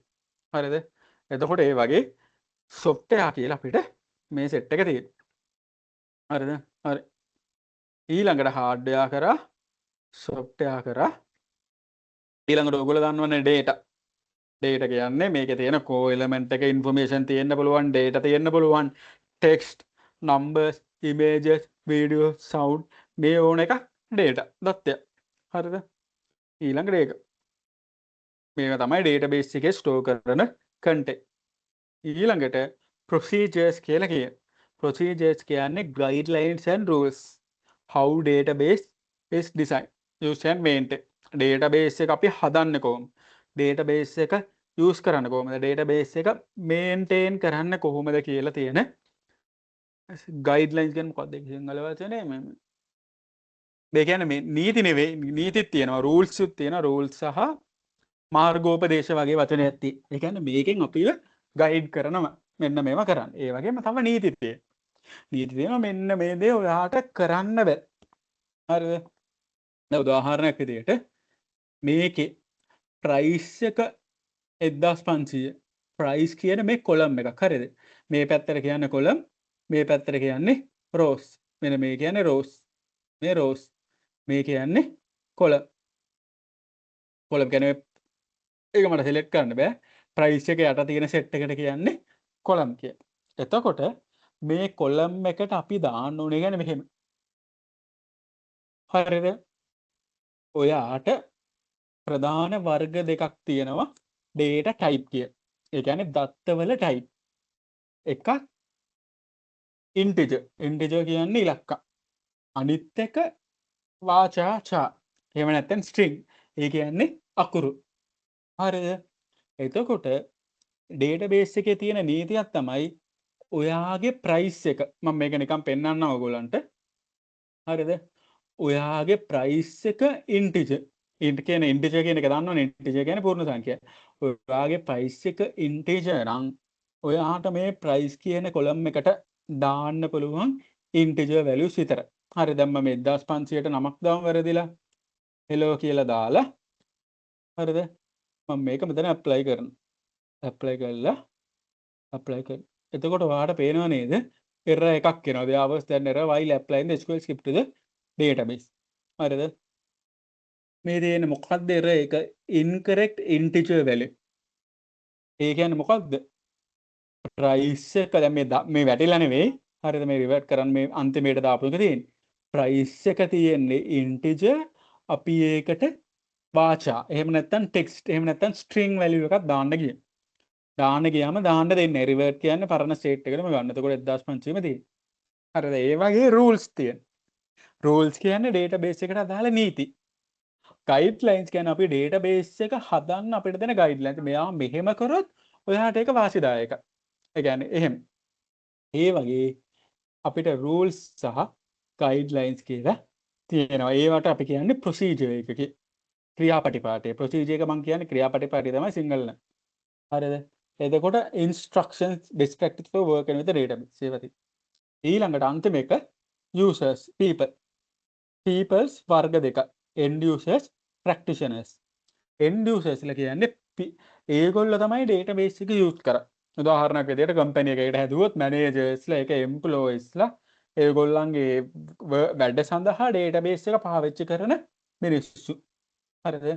database එක පවතින්නෙම මේ මිනිස්සු නිසා. ඒ කියන්නේ ඒගොල්ලෝ වැඩ කරගන්න තමයි අපි database එක හදලා තියෙන්නේ. ඊළඟට ප්‍රැක්ටිෂනර්ස්ලා කියන්නේ මේගොල්ලෝ තමයි database එක manage and maintain කරන්නේ. හරිද? ඒ කියන්නේ database administrator කියලා කට්ටියක් ඉන්නවා. database designers, application developers හරිද? ඒගොල්ලෝ තමයි database එක manage කරනවා, maintain කරනවා. ඒ කියන්නේ database එක ගැන බග කියන්නේ ඒගොල්ලෝ. අරගොල්ලෝ database එක use කරනවා. උදාහරණයක් විදිහට අපි library එකට ගිහලා පොත් ගන්න. එතකොට library තනිකරම තියෙන්නේ අපි වෙනුවෙන්. අපි ගිහලා පොත් ගන්න නිසානේ library එකක් හැදුවේ. එතකොට අපි තමයි end users ලා වෙන්නේ. එතකොට practitioners ලා කියලා කියන්නේ ඒගොල්ලෝ තමයි library එකේ staff එක. ඒගොල්ලෝ මොකක්ද කරන්නේ? ඒගොල්ලෝ රාක්ක පිරිසිදු කරනවා, ඔක්කොම පිරිසිදු කරනවා, පොත් හරියට පිළිවෙලට තියනවා, අලුත් පොත් දානවා නේ. ඒ වගේ මතක තියාගන්න people වර්ග දෙක. හරිද? මේවා පාඩම් කරන්න ඕනේ ඔළුවේ තියාගන්න. මෙහෙම. මොකද මේවා ටික මතක තිබ්බා කියලා ඔයගොල්ලන්ට කිසි ප්‍රශ්නයක් වෙන්නේ නැහැ. semester 2 එකේ මම note එක දාන්නම්. semester 2 එකේ database කියලා lesson එකක් තියෙනවා. ඒ lesson එකේ තනිකර මේවා තියෙනවා. තනිකර මේ කියන කරුණු මම ඔයගොල්ලන්ට බැලුවා. ඔයගොල්ලන්ට තියෙන්නේ semester 2 එකේ note වලින් 120ක වගේ එකක් තමයි මේකේ cover වෙන්නේ. හරිද? ඒතුළු 180ම semester 2 එකේ කරනවා. මේක අර පොඩ්ඩක් base ටිකක් තියෙයි. හරිද? ඔයගොල්ලෝ මේකෙන් කරන්න අඳුර ගන්න. ඔයගොල්ලන්ගේ පාඩම් ටික අඳුර ගන්න. හරියට බරපතල විදියට කරන්න පුළුවන් semester 1 එක නැත්තම් 2 එක පටන් ගන්න. හරිද? එතකොට මේක දැනට තේරෙනවනේ ඔයගොල්ලන්ට අමුතුවෙන් අමාරු දේවල් නැහැ. අමාරු දේවල් නෑ. මතක තියාගන්න යම් කිසියම් අලුත් දේවල් ටිකක් තියෙනවා. ඒ ටික අපි මතක තියාගෙන ඉස්සරහට යන්න. හරි. ඊළඟ database management system එක ගැන මම කිව්වනේ. නේද? අර රොබෝ කෙනෙක් වගේ අන්න ඒ විදියට ඔළුවේ තියාගන්න. හරිද? මේ තියෙන general purpose collection of program that enables users to create and maintain the database, defining, construct, manipulating and sharing among users and applications. collection of programs කියලා කියනවා. ඒ කියන්නේ database management system එක කියලා කියන්නේ එයාගේ ඇතුලේ collection එකක් තියෙනවා program. ඒ program collection එක අනුව තමයි අපිට ඒකත් එක්ක වැඩ කරන්න පුළුවන්. කියන්නේ මෙයාගේ ඇතුලේ එක තනි program එකක් තියෙන්නේ. එයාගේ ඇතුලේ තව චූටි චූටි කෑලි ගොඩක් එකතු වෙලා තමයි හැදිලා තියෙන්නේ DBM. හරිද? ඒව ඉස්සරහට අපි කියනවා. දැනට මතක තියාගන්න අර රොබෝ කෙනෙක් විදිහට මම කියපු උදාහරණය මතක තියාගන්න. හරිද? ඊළඟට database management system එක මොනවාද කරන්නේ කියලා කියනවා. හරිද? එතකොට database management system එකෙන් කරනවා specify the data type. ඒ කියන්නේ අපිට පුළුවන් data type එක specify කරන්න. ඒ කියන්නේ persons table එකේ L name එක වාචා, first name එක වාචා, price එක int කියලා අපිට data type එකක් තීරණය කරන්න පුළුවන්. ඊළඟට state from the storage medium that is controlled by the data. A data store කරන්න පුළුවන්. හරිද? ඒ කියන්නේ මම data store කරලා පෙන්නන්න. persons කියන table එකට මම අලුත් data එකක් දානවා. අට ඒ කියන්නේ අපේ අලුත් person කෙනෙක් අපිට හම්බුණා. අපේ තමයි යාගේ last name එක අක්ෂ. හරිද? first name එක කොහෙද? කොහොම හරි දාලා price එකක් දාලා අපි ආව දාන්න. හරිද? මේ data එකක් මම store කරා. මෙහෙම නෙවෙයි හරිද ඔයගොල්ලෝ data store කරා. ඔව් මොකක්ද උනේ?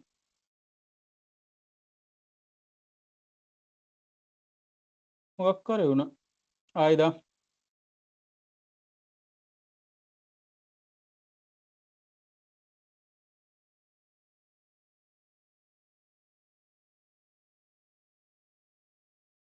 හරි අපි තව ආයෙ එකක් දාලා බලමු. මොකක් කරේ වුණා කලින්?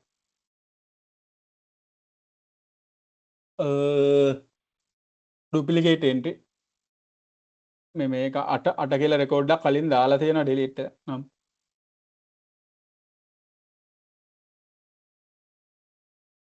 ලොකු එකක් ආවම 11යි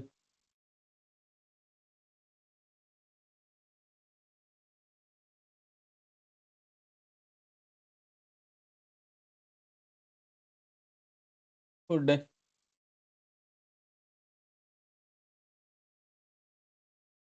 හරි ඒක අර පොඩි දේවල් ටිකක් තියෙනවා මේ database එකේ පොඩි දේවල් ටිකක් තියෙනවා. හරිද? මේ වෙන ටේබල් එකට දාලා දෙන්න. හරිද? මේකේ තියෙනවානේ. මේක අපි මේකට දානවා. මම අලුත් එකක් දානවා.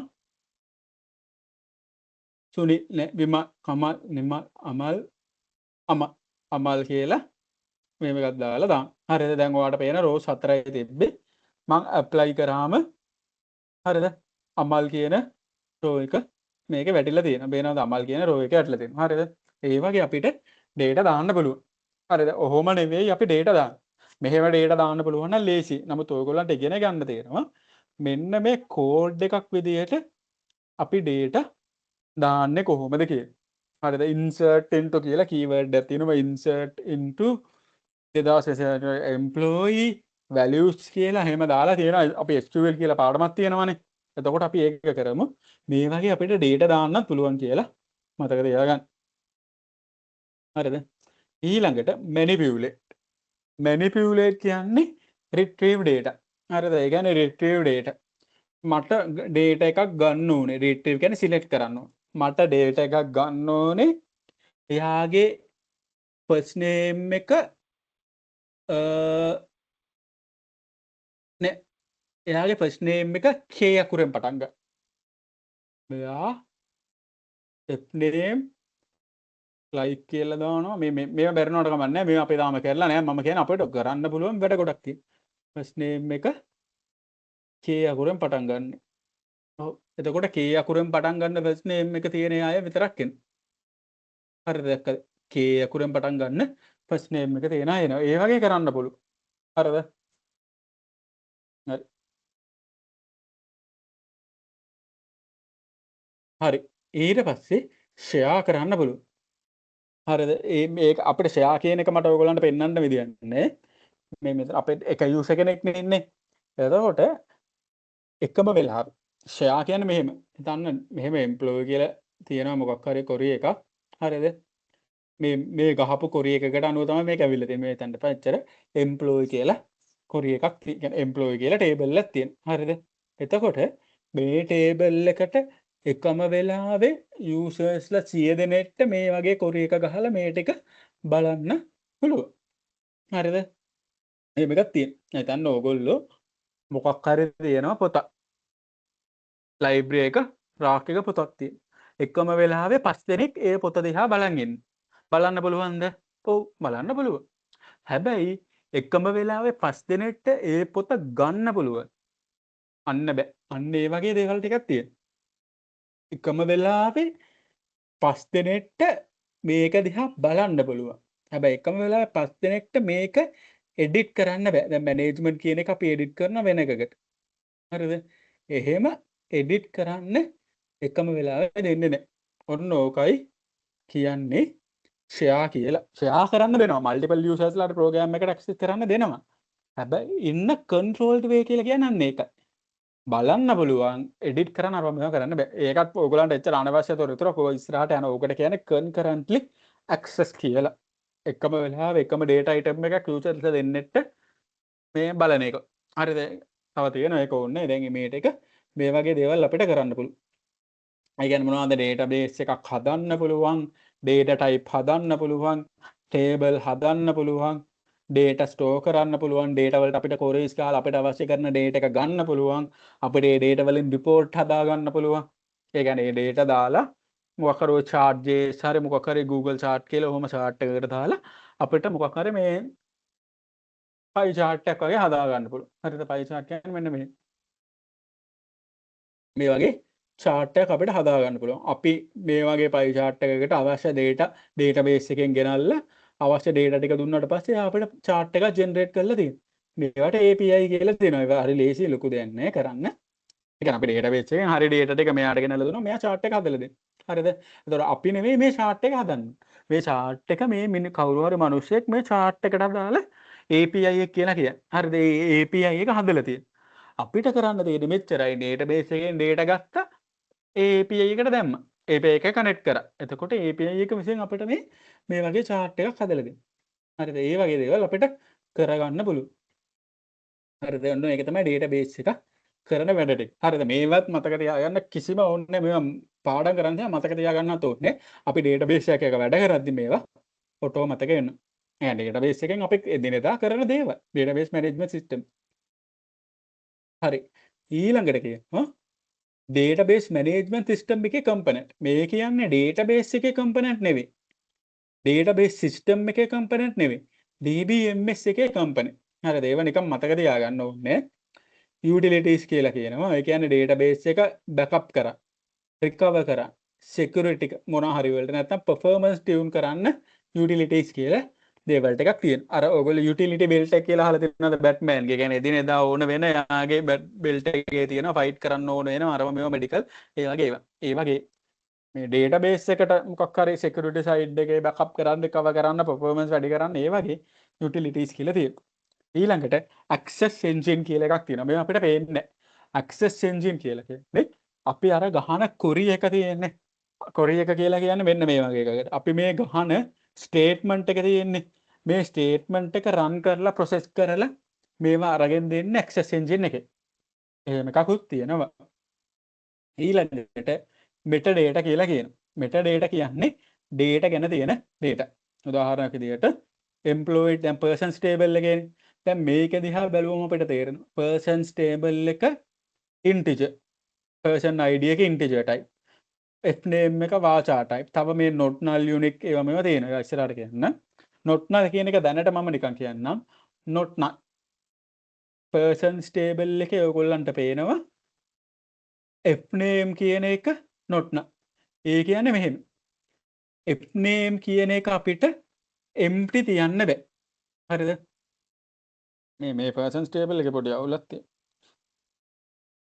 හරි කමන්නේ persons table එකේ empty තියන්න බෑ. දැන් අපි මේ j කියන එක empty තියෙන. හරිද?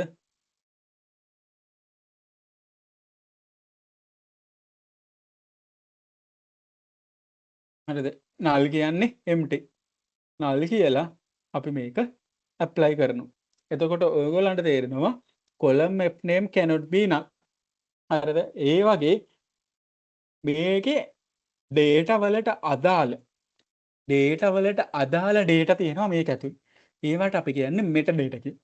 ඒ කියන්නේ මේ data එක කියන්නේ මේ data name කියන එක වාචා. ඒ කියන්නේ මේක text type එකක්. මේක unique වෙන්න ඕන. මේක null වෙන්න බෑ. ඒ වගේ data ගොඩක් තියෙනවා. මේක auto generated, මේක primary key. ඒ වගේ data වලට අදාළ data තියෙන්නේ metadata වල. ඒ කියන්නේ description of data. data about data.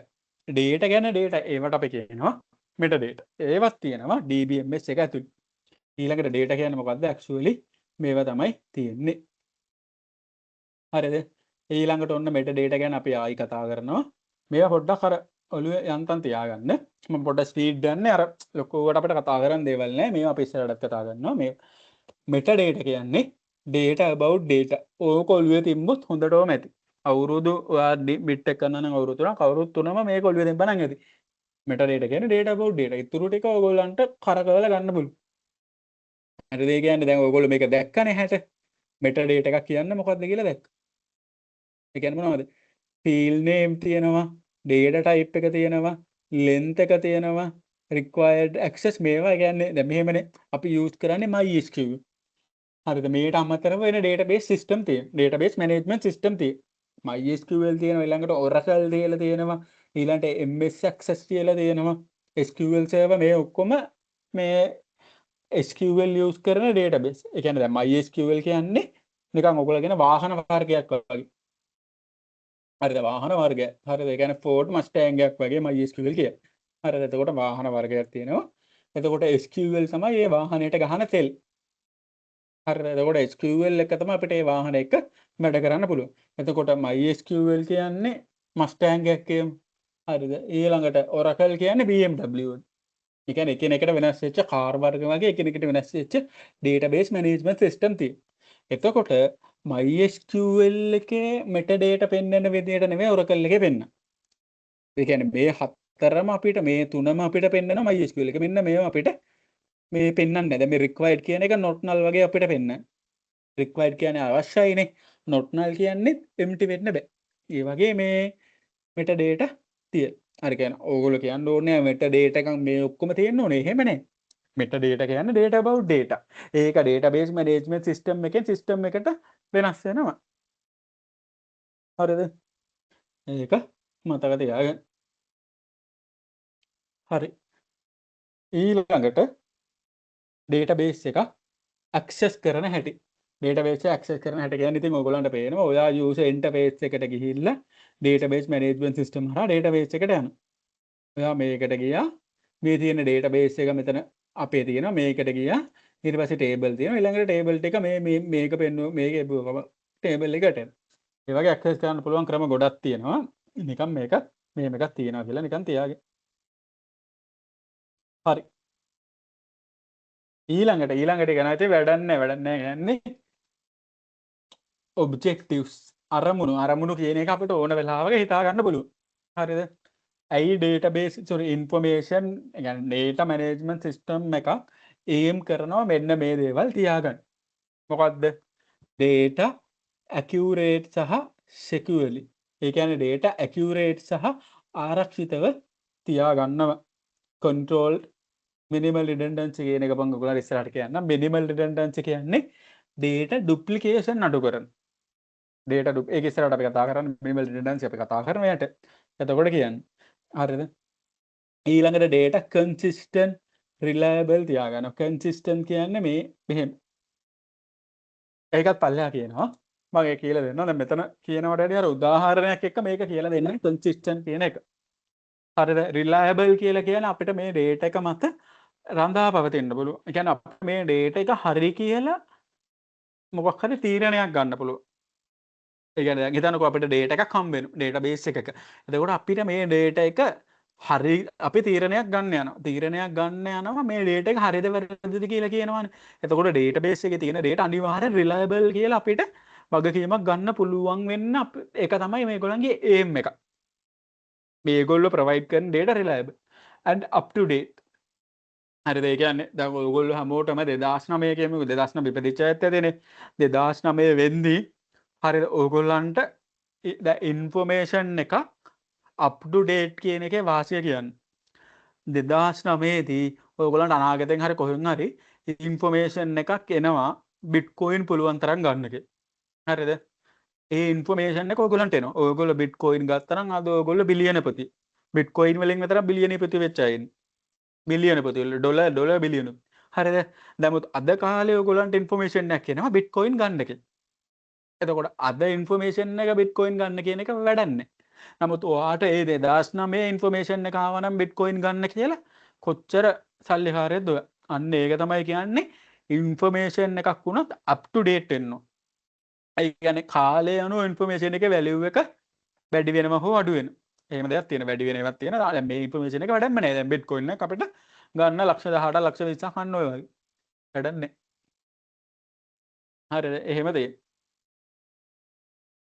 ඊළඟට shared access කියලා කියන්නේ data share කරනවා. අර මං කිව්වේ simultaneously ඒ කියන්නේ simultaneously කියන්නේ එකම වෙලාවේ users ගොඩකට එකම data එකකට අපිට එන්න පුළුවන්.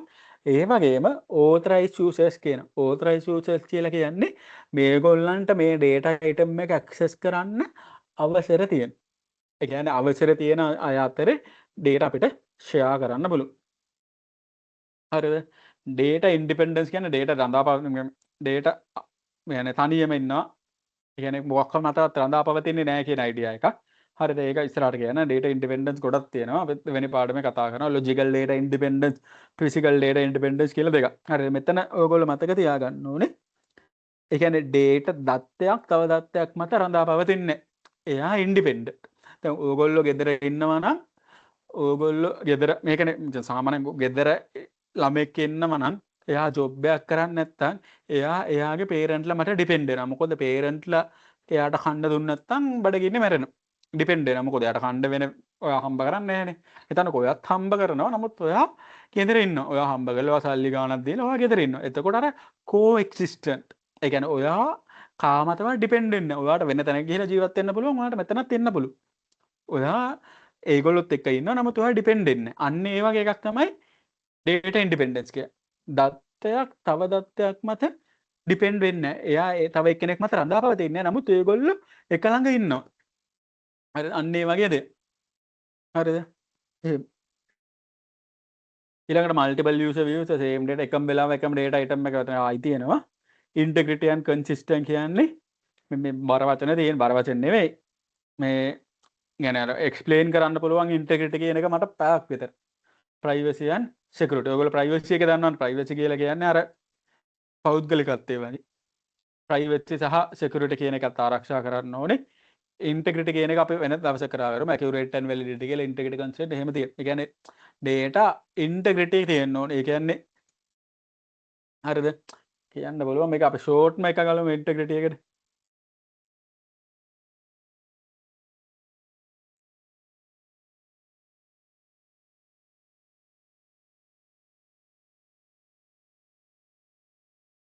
boldness professional artist එක. හරිද? පොඩි idea එකක් දෙන්න. ලේසි වෙයි. their overall accuracy, completeness and consistency අර තුනටම තමයි කියන්නේ. accuracy, completeness and consistency. හරිද? consistency කියන එකත් අපි යට ගමු. හරිද? ඒ කියන්නේ මේ බලන්න මෙතන තියෙනවා database integrity constraint කියලා අපිට ගොඩක් මේ තියෙන. මේ කියන්නේ domain entity key referential අනිත් එක මොකද්ද? not na. ඒ වගේ constraint ගොඩක් තියෙනවා. මේ අපි ඉස්සරහට කතා කරනවා. integrity කියලා අපිට වෙනම ලොකු පාඩමක් තියෙනවා. හරිද? integrity එක කියන්නේ තනියෙන් කිව්වොත් හරිද? integrity constraint කියන්නේ rules වගේ. ඒ කියන්නේ integrity කියන්නේ අඛණ්ඩත්වය database එකේ අඛණ්ඩව වැඩ කරගෙන යන්න. ඒ කියන්නේ database එක fail නොවි අඛණ්ඩව වැඩ කරගෙන යන්න rules ටිකක් තියෙනවා. ඒකට තමයි integrity constraint කියලා කියන්නේ. එතකොට තනි වචනයෙන් කිව්වොත් අපි integrity කියන්නේ accuracy, completeness and consistency කියලා නිකන් මතක තියාගෙන ඒක පාඩම් කරන්න ඕනේ. integrity එක යටතේ අපිට ලොකු වෙනම පාඩමක් තියෙනවා. මම හිතන්නේ මේගොල්ලන්ටත් ඇති දෙවෙනි lesson. එතකොට අපි integrity කියන එක ගැන බලමු. දැනට මතක තියාගන්න database එක accurate වෙන්න ඕනේ, valid වෙන්න ඕනේ සහ complete වෙන්න ඕනේ. ඒ ටික තමයි integrity කියලා කියන්නේ. එතකොට ඒවා aims. ඊළඟ control sharing කියලා කියනවා man users and program එකම එක අයයි repeated. හරිද? මේවා තමයි aims කියලා කියන්නේ. මේවා මතක තියාගන්නවත් එපා, පාඩම් කරන්නවත් එපා. මේවා නිකන් අර ඔළුවේ තියාගන්න. මෙහෙම දේවල් තියෙනවා. හරිද? එතකොට මම පාඩම් කරන්න ඕන ටිකට කියන්නම්. ඕගොල්ලෝ මතක තියාගන්න නේ පාඩම් කරන්න ඕනේ database system එකක් මෙන්න මේ පහ. හරිද? ඒ ටික විතරයි මෙතන පාඩම් කරන්න ඕනේ. මොකද hardware, software, data procedures, people කියන එක අපිට මතක තියාගන්න බෑ. මේ පහ පාඩම් කරන්න ඕනේ. එතකොට hardware කියන්නේ මොකක්ද කියලා මතක තියාගන්න. software කියන්නේ මොකක්ද? data එකක් කියන්නේ මොකක්ද? knowledge එකක් කියන්නේ මොකක්ද? information එකක් කියන්නේ මොකක්ද? ඒවා මතක තියාගන්න. ඒක පාඩම් කරන්න යන්න. හරිද? හරි. ඊළඟට database application වල example banking වල තියෙනවා airline reservation, universities, e-commerce site, hospital, ඊළඟට HR ඔය telecom වල ඔය ඔක්කොම database වලට උදාහරණයක්. වැඩි ඕනේ ඔයගොල්ලෝගේ campus එකේ තියෙන්නේ database එක. ඔයගොල්ලන්ගේ result පෙන්වන්නේ database එක. ඔයගොල්ලන්ට ඔක්කොම පෙන්වන්නේ database එකක තියෙන data තමයි අරගෙන පෙන්නන්නේ. database එකක් නැති තැනක් නේ. ATM withdrawal වලත් ඔයාලට පෙන්වන්නේ database එක. හරිද? ඔයා මේ database එක hack කළා ඔයාගේ ATM එකට බිඳුවක් වැඩියෙන් දාගත්තා නම් ආයෙ සුපිරි සල්ලිකාරයෙක් වෙන. තියෙන ගානට බිඳුවක් වැඩියෙන් දාගන්න. හරි. ඊළඟට මේ database එකක් නිකන් ඇතුලේ table එකක් වගේ පේනවා. හරිද? එහෙම තමයි database එකක් ඇතුලේ table තියෙන්නේ. දැන් ඔයගොල්ලෝ දැක්කනේ මෙතනේ. නේද?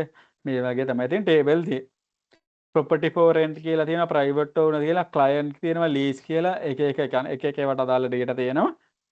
මෙහෙම data අපි දාලා තියෙනවා. හරිද? එතකොට එක row එකකින් මොකක් හරි එක entity එකක්. entity කියන්නේ මොකක් හරි එක instant. සරලවම කිව්වොත් මොකක් හරි ඒ කියන්නේ මෙහෙම client කියන database එකේ එක row එකකින් එක client කෙනෙක් වෙන්න. කසුන් ජයසූරිය මෙන්න මෙතන මෙයාගේ නම්බර එක, මෙයාගේ apartment එක, එයාගේ maximum rent එක. අනිත් එක නදීෂ පෙරේරා කැන්ඩි මෙයාගේ නම. ඒ වගේ එක row එකකින් එක client කෙනෙක්. මේකේ lease එක row එකකින් එක lease එක. එක private owner කෙනෙක් වෙන්න.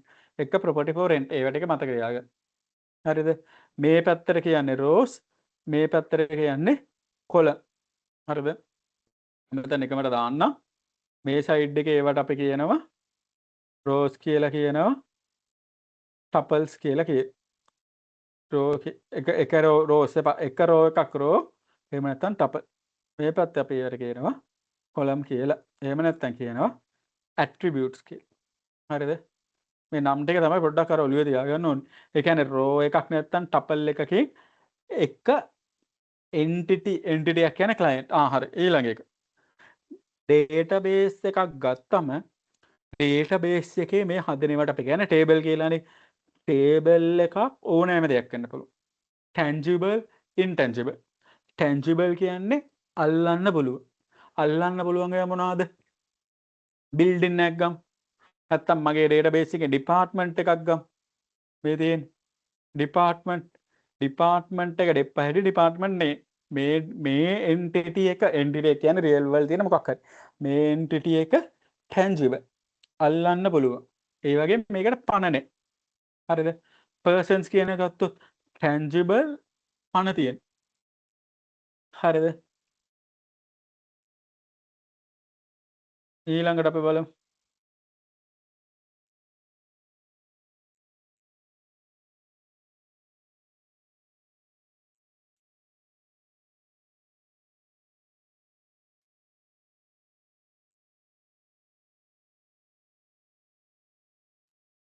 මේ order details කියලා තියෙනවනේ. හරිද?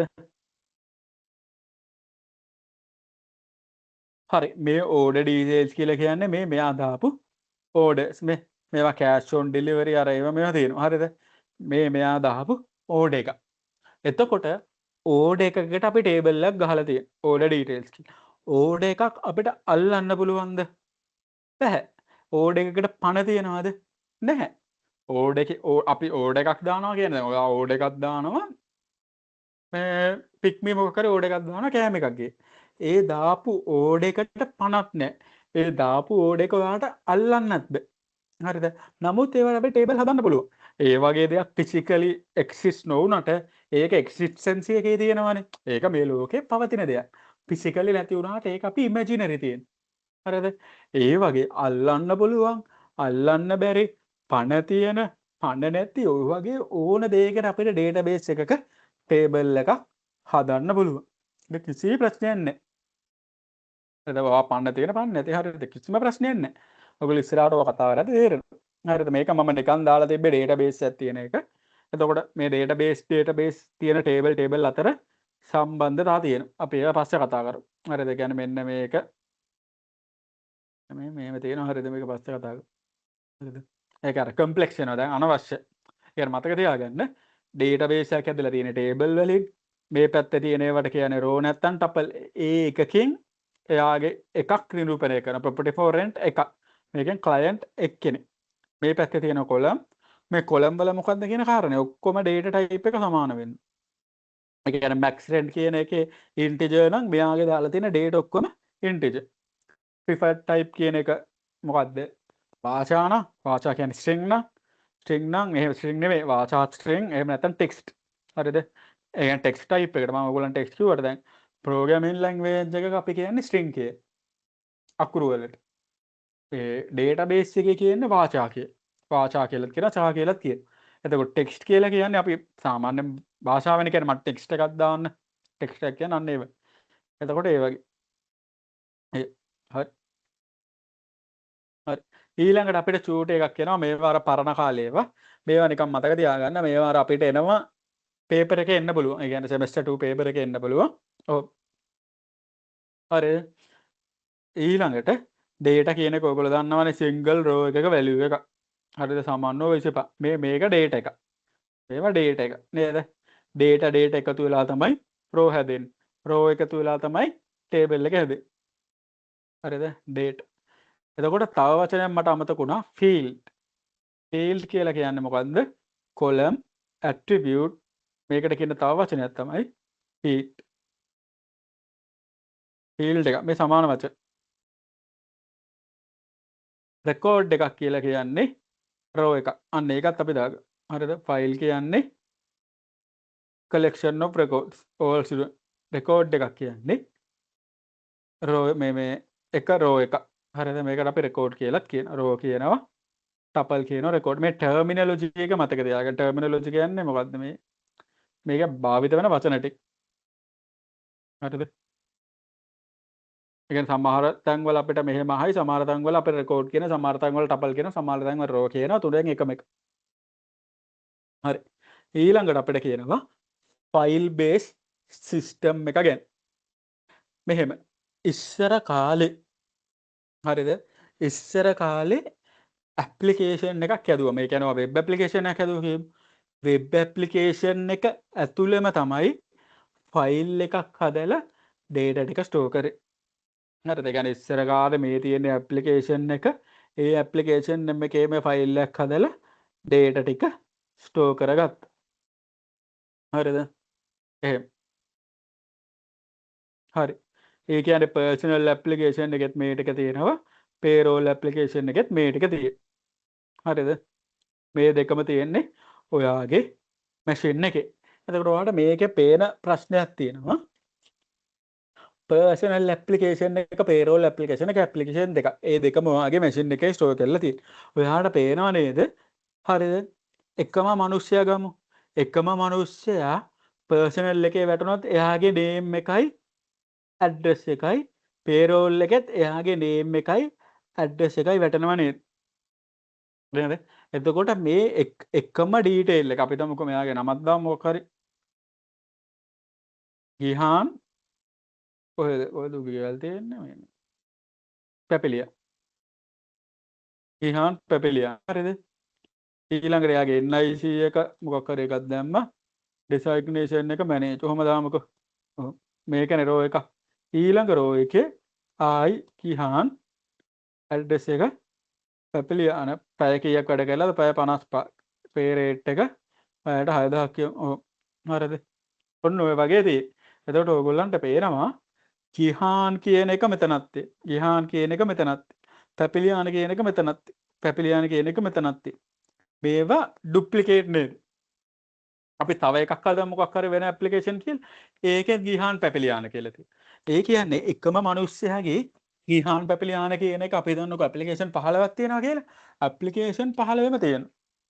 ඒ කියන්නේ අනවශ්‍ය විදියට 15 සැරයක් එකම data එක redundancy වෙලා. redundancy කියලා කියනවා. එහෙම නැත්නම් duplicate වෙලා.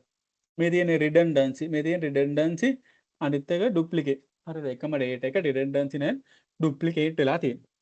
ඕකට inconsistency කියලා දෙයක් තියෙනවා. හරිද? හිතන්නකො ගිහාන් ආව. අපේ ඇප්ලිකේෂන් 15ක් තියෙනවා. හරිද? ගිහාන් එයාගේ ඇඩ්‍රස් එක වෙනස් කරා පැපිලියානේ ඉඳලා නුගේගොඩ. හරිද? පැපිලියානේ ඉඳලා නුගේගොඩට වෙනස් කරා. එතකොට ඔයගොල්ලන්ට තේරෙන්න ඕනේ අපි 15 තැන පැපිලියාන කියන එක කපලා නුගේගොඩ කියලා දානවා. මෙතන පැපිලියාන කැපුවා නුගේගොඩ. මෙතනත් පැපිලියාන කැපුවා නුගේගොඩ. නේද? ඔන්න ඕක හරි කරදරයක් නේද? ඇප්ලිකේෂන් එකත් එක්ක ෆයිල් එක තියෙද්දි හරිද? data duplicate වෙන. මේ ෆයිල් බේස් අප්‍රෝච් එක මේක ඉස්සර කාලේ තිබ්බ එක. හරිද? same data is stored twice නෙවෙයි අපේ නම් 15 පාර. waste space එක waste කරන. copies තියෙන. හරිද? one is upgrade easily disagree. ඒ කියන්නේ අපි එකයි අප්ඩේට් කරන්නේ ඊටු 14ම නුගේ පැපිලිය. හරිද? ඔය වගේ inconsistencies redundancy ඇති වෙන ඒවා තිබ්බා. ඇයි? personal application එක දන්නේ එයාගේ ෆයිල් එක ගැන විතරයි. payroll එක දන්නේ එයාගේ ෆයිල් එක. හරිද? අනිත් අය මේ data store කරන් ඉන්නවා කියලා එයා දන්නේ නැහැ. ඔය ඉස්සර කාලේ තිබ්බ file based approach එක. හරිද? ඊළඟට ෆයිල් එකේ අවුල් එක redundancy තිබ්බා. same data duplicate across many files. data inconsistencies කියලා තිබ්බා. ඒ කියන්නේ data consistent නැහැ. ඒ කියන්නේ එක තැනක තියෙන data එක නෙමෙයි අනිත් තැන තියෙන්නේ. duplicate copies ගොඩක් තියෙනවා කියමු.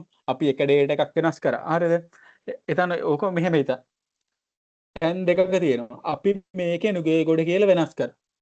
ඒ එක්කම තව කවුරු හරි මිනිස්සෙක් payroll එකට log වෙලා ගිහාන්ගේ address එක ගන්න. අපි මේක නුගේගොඩ වෙනස් කරා මේක වෙනස් කරන්න මේ දැන් යන ගම. ඒ ටිකට මෙයා ගිහාන් කියලා address එක නුගේගොඩ කියලා අරගෙන එයා ගිහාන්ට ලියුමක් දැම්ම. ඊට පස්සේ තමයි අපි මේක නුග කොට වෙනස් කරන්නේ. ඇයි මේක වෙනස් කරලා ආයි මේකටත් වෙන්න බෑ වෙනස් කරන්න. ඒ එන තප්පර දෙක තුනට එයාගේ ඇඩ්‍රස් එක දාලා ගියා. ඒ කියන්නේ ලියුමකුත් දාලා ඉවර. බලලා ඇඩ්‍රස් එක දාලා ඉවර. නේද? එතකොට තේරෙනවා නේද? ඉන්කන්සිස්ටන්සිස් ඇති වෙන්න පුළුවන්. මෙතන තියෙන එක මෙතන තියෙන තව එක. අර තප්පර දෙක තුනට එහෙම වෙනස් වෙන්න. එහෙම වෙන්න බෑ. يعني හොඳ රිලයබල් සිස්ටම් එකක ඒ වගේ වෙන්න බෑ. ඒ කියන්නේ දැන් මේක 15ක් තියෙනවා කියමු. 15ම වෙනස් කරද්දි කොච්චර වෙනස් වෙන්න ඕනද? අනිත් එක 15ම එකපාර කරන්න බෑ. 15 මැනුවල් එකින් එක කරන්න ඕන. ෆයිල් බේස් සිස්ටම් ඒ කාලේ. හරිද? එහෙම. ඊළඟට ප්‍රෝග්‍රෑම් එක මත ඩේටා රඳා පවතිනවා. ඒ කියන්නේ මේකනේ මං කියවනේ මේ ප්‍රෝග්‍රෑම් එක ඇතුලේ තමයි ඩේටා තියෙන්නේ. ප්‍රෝග්‍රෑම් එක මත ඩේටා කෙලින්ම රඳා පවතිනවා. හරිද? change in the format mean change in the program. මොකක් හරි format එකක් වෙනස් කරොත් ප්‍රෝග්‍රෑම් එක අපි වෙනස් කරනවා. ඊළඟට inflexibility කියන තියෙනවා. ad hoc information එක මං ඉස්සරහට කියන එක අර type එක අර අනවශ්‍ය නෙවෙයි ඒක වට ඉස්සරහට සෑහෙන්න ඕනේ. මෙතනදී අපිට ad hoc කියන කතන්දරේ ඕනේ. හරිද? එතකොට මේකේ කියන්නේ අලුත් ඉන්ෆර්මේෂන් ආවම හරිද අපිට ඒක හරියට කරගන්න අමාරු වෙනවා. ඒ කියන්නේ හිතන්නකෝ අපිට මේ වගේ අලුත් ඉන්ෆර්මේෂන් එකක් කියනවා ගිහාන්ගේ නම අපි වෙනස් කරනවා ගිහාන්ගේ සර්නේම් එක දාන්න. එතකොට අර 15 පාරක් දාන්න එපේ. ඒ වගේ අවුල් තියෙන. ඊළඟට data sharing එක limit. data isolated in separate application. ඒ කියන්නේ මොකද්ද? employee file එකක් දාලා personal එක. payroll එකක් දාලා payroll. එතකොට මේ data file දෙක share වෙන්නේ නැහැ. මේ දෙක අතර connection එකක් නැහැ. ඉස්සර කාලේ මේ දැන් කාලේ නෙවෙයි මං කියන්නේ ඉස්සර කාලේ. හරි ඊළඟට security එක අවුල් standard එක අවුල් program maintenance එකට අපිට බර දාන්න වෙනවා ගොඩක්. හරි data consistent නැහැනේ. ඕවා තමයි file oriented system එකේ තිබ්බ මොනවද drawbacks නැත්තම් limitations drawbacks කියලා කියන. වචනත් මතක තියාගන්න. drawbacks. ඒ කියන්නේ limitations එකම වචන. හරිද? හරි. ඊට පස්සේ තව පොඩි දේවල් ටිකක් තියෙනවා. ඉස්සර කාලේ තිබ්බේ sequential batch processing. ඒ කියන්නේ එක රෙකෝඩ් එකක් process කරා ඊළඟ එකට ගියා process කරා. ඒ කියන්නේ අර පොලිමට කියවන් යන. හරිද? ඒ කියන්නේ ඔයාට list එකක් තියෙනවා. හරිද? ඔයාට list එකක් තියෙනවා. ඔයාට කියනවා අමල් කියන එක්කෙනා හොයන්න කියලා. අද කාලේ නම් අමල් කොයි හරි හිටියට අපිට ටක් ගාලා මෙතන අමල් ඉන්නවා කියලා බලලා ගන්න පුළුවන්. ඉස්සර කාලේ sequential batch processing එකේ මේකේ අමල් ඉන්නවද නැහැ? මේකේ අමල් ඉන්නවද නැහැ? මේකේ අමල් ඉන්නවද නැහැ? මේකේ අමල් ඉන්නවද බලලා ගන්න. හරිද? රෙකෝඩ් ලක්ෂ දෙකක් තිබිලා අමල් තින්නේ ලක්ෂ දෙවෙනියට නම් රෙකෝඩ් ලක්ෂ දෙකම කියවලා තමයි අමල්ව ගන්න. දැන් ඉතින් ඒකට තියෙනවා එක එක ක්‍රම.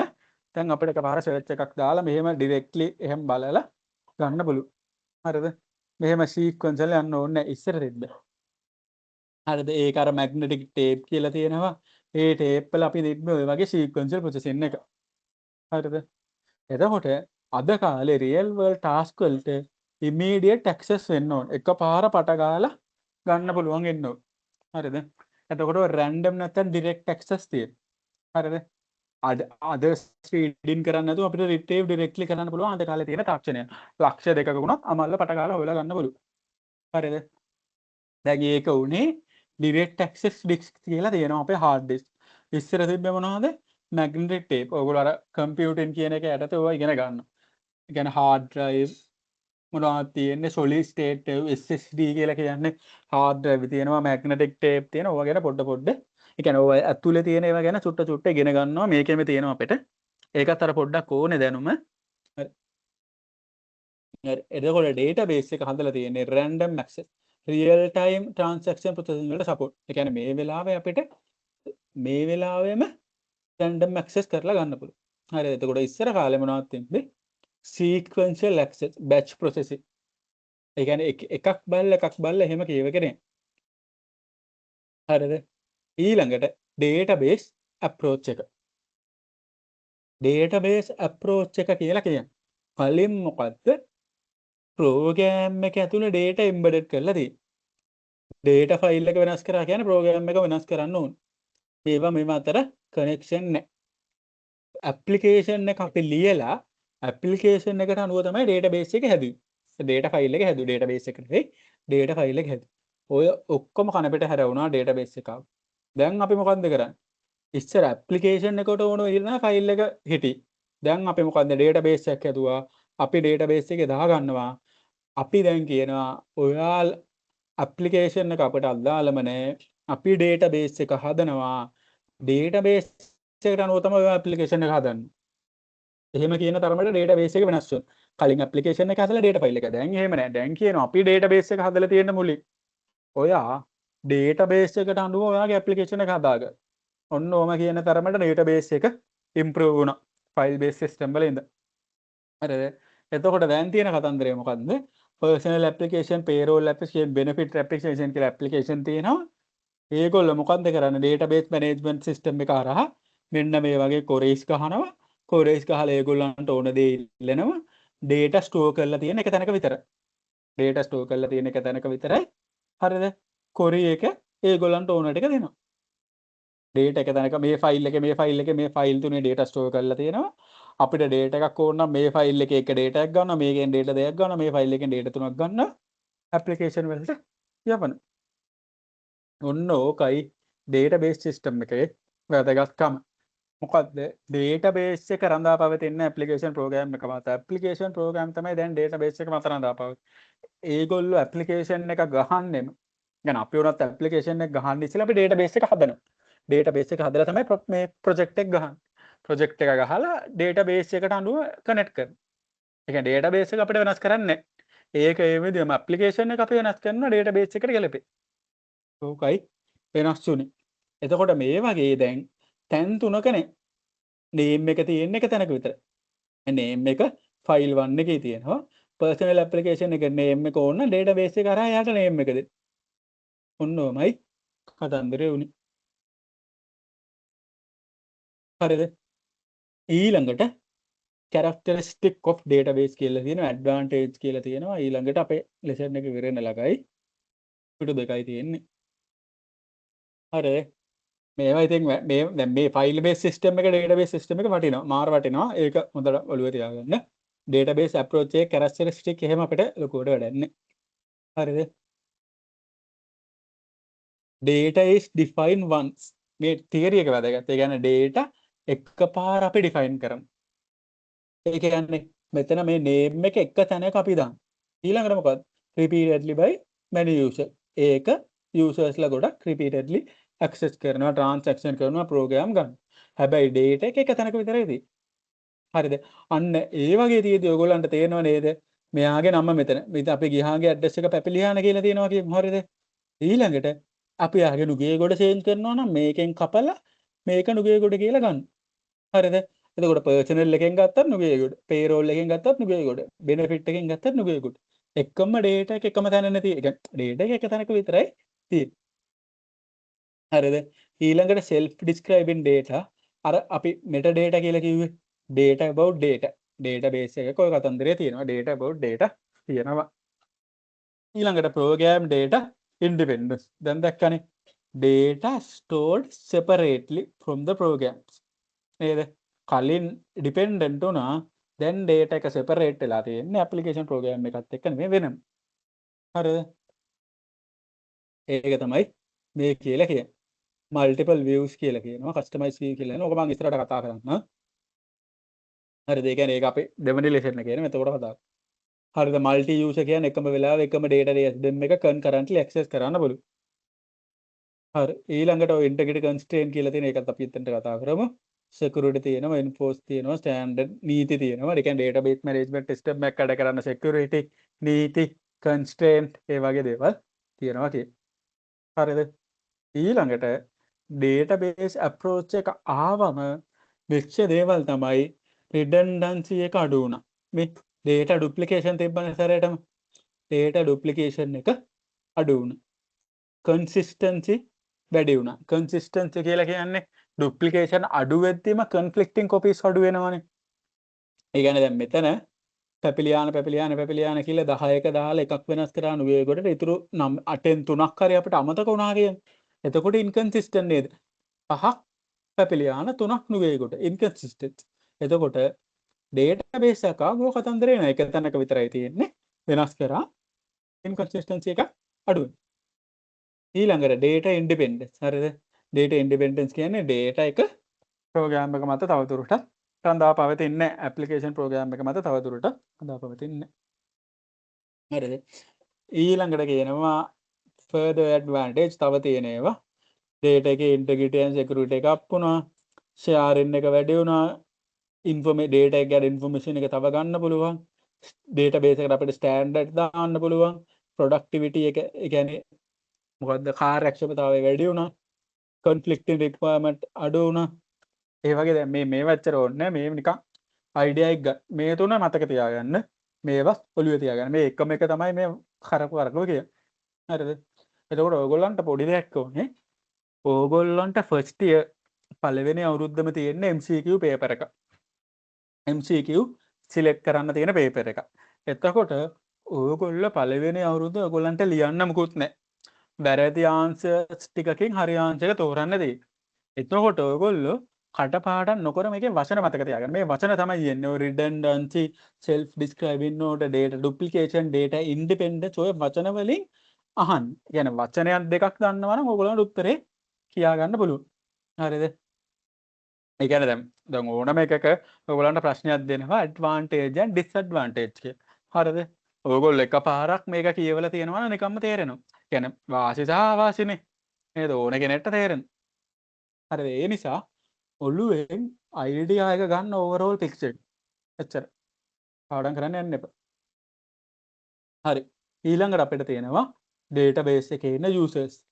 database administrator, database designer, application program, end user ඔහොම හතරක් ඉන්න. හරිද? administrator කියලා කියන්නේ මෙයා තමයි database එක ගැන වග කියන මිනිස්සු. database එකේ තියෙන ලොක්කබයි. හරිද? database එකට user කෙනෙක්ට access දෙනවා. database එක coordinate කරන. database එක monitor කරන. ඒ කියන්නේ database එකේ වැඩ ඔක්කොම මෙයා තමයි කරන්නේ. ඊළඟ database එකට software කැලිය ඕන නම් ඒව ගන්න. hardware ඕන නම් database එකට storage එක මදි නම් storage එක ගන්න. ඊළඟට database එක fine tune කරනවා. ඒ කියන්නේ database එක උපරිම කාර්යක්ෂමතාවයෙන් වැඩ කරන තැනට හදන. ඊළඟට security define කරනවා. backup දාන්න. recovery කරන. data වල අඛණ්ඩතාවය ආරක්ෂා. ඒ ඔක්කොම කරන්නේ database administrator. එයාව මතක තියාගන්න. ඊළඟට database designer කියලා ඉන්නවා. මෙයා මොකක්ද කරේ database එක හරියට තියාගන්න.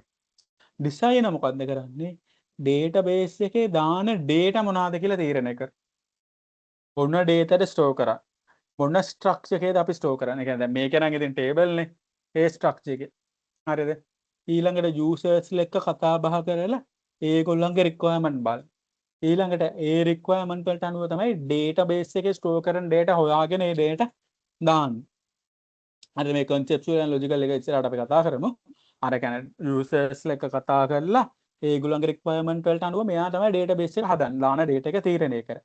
ඊළඟට DBA මේ database administrator එක්ක එකතු වෙලා database එක design කරනවා. database එකට දාන නීති design කරනවා. ඒ කියන්නේ database එක දාන එක නීතියක් කියන්න හිතන්න employee කෙනෙක් ඉන්න. අපි employee ට දාන්නේ employee කෙනෙක් person ගම හරිද? හිතන්නකො මෙයාගේ කොලම් එකක් තියෙනවා age කියලා. හරිද? අපි නීතියක් ගේනවා අපේ වැඩ කරන employeesලා ඔක්කොම අවුරුදු 18ත් 55ත් අතර වෙන්න ඕනේ. ඒ මොකද්ද business rule? ඒ rule එක අපි දාන්න. හරිද? ඒක මොකක්ද කරන්නේ? data designer users එක්ක කතා බහ කරලා ඒක හොයාගෙන ඇවිල්ලා එයා ඒක database administrator එකේ එකතු වෙලා ඒ නීතිය database එකේ implement කරනවා. එතකොට අපි දැම්මොත් අවුරුදු 17 කියලා ඒ record එක database එකට දාන්න දෙන්නේ නැහැ. අපි දැම්මොත් 56 කියලා ඒකත් reject වෙනවා දාන්න දෙන්නේ නැහැ. ඒ වගේ නීති අපිට හදන්න පුළුවන්. ඊළඟට ඉන්නවා ළමයි application programmers ලා කියලා. හරිද? මේගොල්ලෝ end users ලා database එකත් එක්ක interact වෙනවා. හරිද? මේගොල්ලෝ තමයි insert retrieve update delete වගේ දේවල් කරන්නේ. හරිද? application programmers කියන්නේ අර program එක හදන අයනේ. ඒගොල්ලෝ application ඒගොල්ලෝ තමයි database එක අර app users ලා කියලා හිතේ. මෙන්න මේ වගේ ඇප් හදන්නේ ඔය ඇප්ලිකේෂන් ප්‍රෝග්‍රෑමර්ස්. අපිත් ඇප්ලිකේෂන් ප්‍රෝග්‍රෑමර්ස්ලා තමයි. අපි ඩේටාබේස් ඉගෙන ගන්න අමතරව අපේ මේන් එක සොෆ්ට්වෙයාර් ඉංජිනේර ඉන්නේ. සොෆ්ට්වෙයාර් ඉංජිනේර එක අපිට ඩේටාබේස් එක ඕනේ. එහෙනම් අපි ඇප්ලිකේෂන් එකක් ගැහුවොත් අපි ඩේටාබේස් එක වැඩ කරනවා. ඒ කියන්නේ තමයි මේ මෙතන කියන්නේ. හරිද? ඊළඟට ඉන්ටර්ෆේස් එකක් දානවා. user friendly ඉන්ටර්ෆේස් එකක් කියන්නේ අර වගේ අපි වෙබ් පේජ් එකේ හදන ඉන්ටර්ෆේස් එක. මොකක් හරි ෆෝම් එකක් හදනවා. ඒ ෆෝම් එකට data දාලා save කරාම ඒ data ගිහිල්ලා database එකේ store වෙනවා. දැන් ඔයගොල්ලෝ online form එකක් ගමු. online ඕනේ ඔය Google form තියෙන්නේ. Google form එකක ඔයගොල්ලෝ data save කරාට පස්සේ ඒ data එක ගිහිල්ලා database එකක store වෙනවා. ඒ වගේ. හරි. ඊළඟට end usersලා. ඒ කියන්නේ database එක පාවිච්චි කරන මිනිස්සු. query කරන්න පාවිච්චි කරන query කියන්නේ select කරන්න, update කරන්න, report generate කරන්න database එක පවතින මේගොල්ලෝ වෙන්නේ. එතකොට ඒගොල්ලන්ගේ වර්ග හතරයි. casual users හරිද?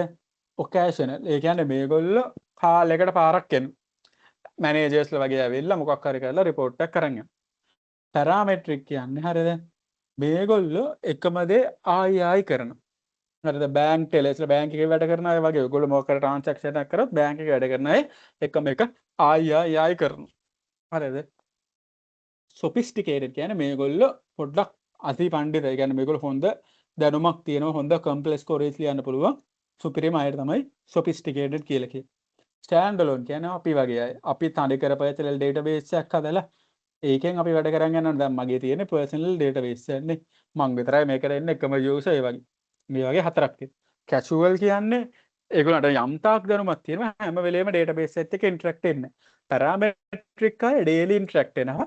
එකම එක තමයි ආයි කරන්නේ. sophisticated කියන්නේ ඒගොල්ලන් interact වෙන එක ගැන නෙමෙයි. ඒගොල්ලෝ ඉතාමත් හොඳ දැනුමක් තියෙන අය. ඒගොල්ලන්ට ඕන දෙයක් කරන්න පුළුවන්. ඒ කියන්නේ ඕන දෙයක් කරන්න දැනුමක් තියෙනවා. එතකොට standalone කියන්නේ තනියම personal database එක manage කරන අය. හරිද? එතකොට ওই ටික තමයි lesson 1 එකේ තියෙන. එතකොට මෙතන summarization එකක් තියෙනවා. හරි. එතකොට ඔයගොල්ලෝ කරන්න ඕනේ මෙච්චර. දැන් මේක කියවනේ මේක idea එක ගන්න. දැන් මේකේ මේ පිටුවේ හරිද? මේ පිටුව ගත්තම ඕගොල්ලන්ට මේ පිටුවෙන් ප්‍රශ්න හද. හරිද? ඒ කියන්නේ මේ පිටුවේ වැදගත් concept කියලා තියෙනවනේ දැන් data information knowledge ප්‍රශ්න තුනක් හද. හරිද? ඊළඟට example එකක් මොකක් හරි ප්‍රශ්නයකට කොහොම හරි example එක දාන්න. හරිද? ඒ වගේ කියන්නේ ඕගොල්ලන්ට හිතෙන විදිහට ප්‍රශ්න හද. හැබැයි ඒ ප්‍රශ්න වලට උත්තර දුන්නොත් මේ පිටුවේ තියෙන theory එක සම්පූර්ණයෙන්ම cover වෙන්න ඕන. හරිද? ඒ කියන්නේ මේ පිටුවෙන් මම මොකක් හරි දෙයක් ඔයගොල්ලන්ට කිව්වා නම් හරිද? ඒ කියපු theory එකේ ප්‍රශ්න වලින් cover වෙන්නේ. මේකටත් එහෙම. ප්‍රශ්න හදන. ඒ කියන්නේ දැන් හිතන්න දැන් මේ hardware කියන එකට ප්‍රශ්නයක් හදලා වැඩන්නේ. අපි hardware කියන එක දන්නවනේ. hardware කියන්නේ computer එක database එක තියෙන්න ඕනේ. computer එක server එක network computer set එක ඒ වගේ hardware පැත්ත. නේද? මොකද solid state එක හරි මොකක් හරි. ඒකට වැඩන්නේ. නමුත් data එකට ප්‍රශ්නයක් හදන එක හොඳයි. procedure එක දැන් data procedure එක මතක් වෙන්නේ. නැත්තම් මෙහෙම හදන්න පුළුවන්. what are the main four component of software which include in database system. database system එකේ තියෙන ප්‍රධාන software part 4. එතකොට මේ හතර ලියන්න පුළුවන්. ඒ වගේ ප්‍රශ්න හද. හරිද? එහෙම. මේකෙනුත් හදන්නේ. ඒ වගේ වැදගත් ඒවා හද. හරි. එතකොට දැන් වැදගත් ඒවා කොහොම මේ metadata වැදගත් component of database ඒවා වැදගත්. හරි. හැබැයි අර මේ වැච්චර වැදගත් නෑ මොනවද? මේ ඔක්කොම වැදගත්. මම කියන අර advantage දැන් මේ drawback එක හොඳ. advantage disadvantage එකට ඉතින් ප්‍රශ්න හදුවත් නැතත් කමන්නේ. ඒවා අර advantage disadvantage කියන අපිට අර තර්ක කරලා ගන්න පුළුවන් නේ. නේද? දැන් මේ අනිත් අර direct theory ඔක්කොටම ප්‍රශ්න හද. හරිද ළමයි? එහෙනම් හරි. ඒ ටික තමයි මම ඔයගොල්ලන්ට කියන්න තියෙන්නේ. අපි ඊළඟ දවසේ programming එකක් එක හම්බ වෙමු. මේ note එක මම දාලා තියෙනවා. ඔයගොල්ලෝ කාට හරි ඕන නම් semester 2 note එක. හරිද? semester 2 note එක මම දෙන්නම්. මීට වැඩිය ටිකක් විස්තරාත්මකව තියෙන. දැන් ඔයගොල්ලන්ගේ note එකේ තියෙන ටිකම තමයි පොඩ්ඩක් විස්තරාත්මකව පිටු 31කට වගේ තියෙනවා. මේකේ කැලේ ටිකක් අරන් ඔයගොල්ලන්ගේ එකටත් මම දාලා තියෙනවා. ඕගොල්ලන්ගේ ටිකම තමයි තියෙන්නේ. මේ යූසර්ස්ලා හරිද ඕන කෙනෙක් ඉන්නවා නම් කියන්න මම ඒක group එකේ දාන්න. හරි ළමයි එහෙනම් අදට ඒ ටික තමයි තියෙන්නේ. ඔයගොල්ලෝ ජොයින් වුණ හැමෝටම thank you. අපි වෙන දවසක මේකක් එක්ක හම්බෙමු. හැමෝටම good night.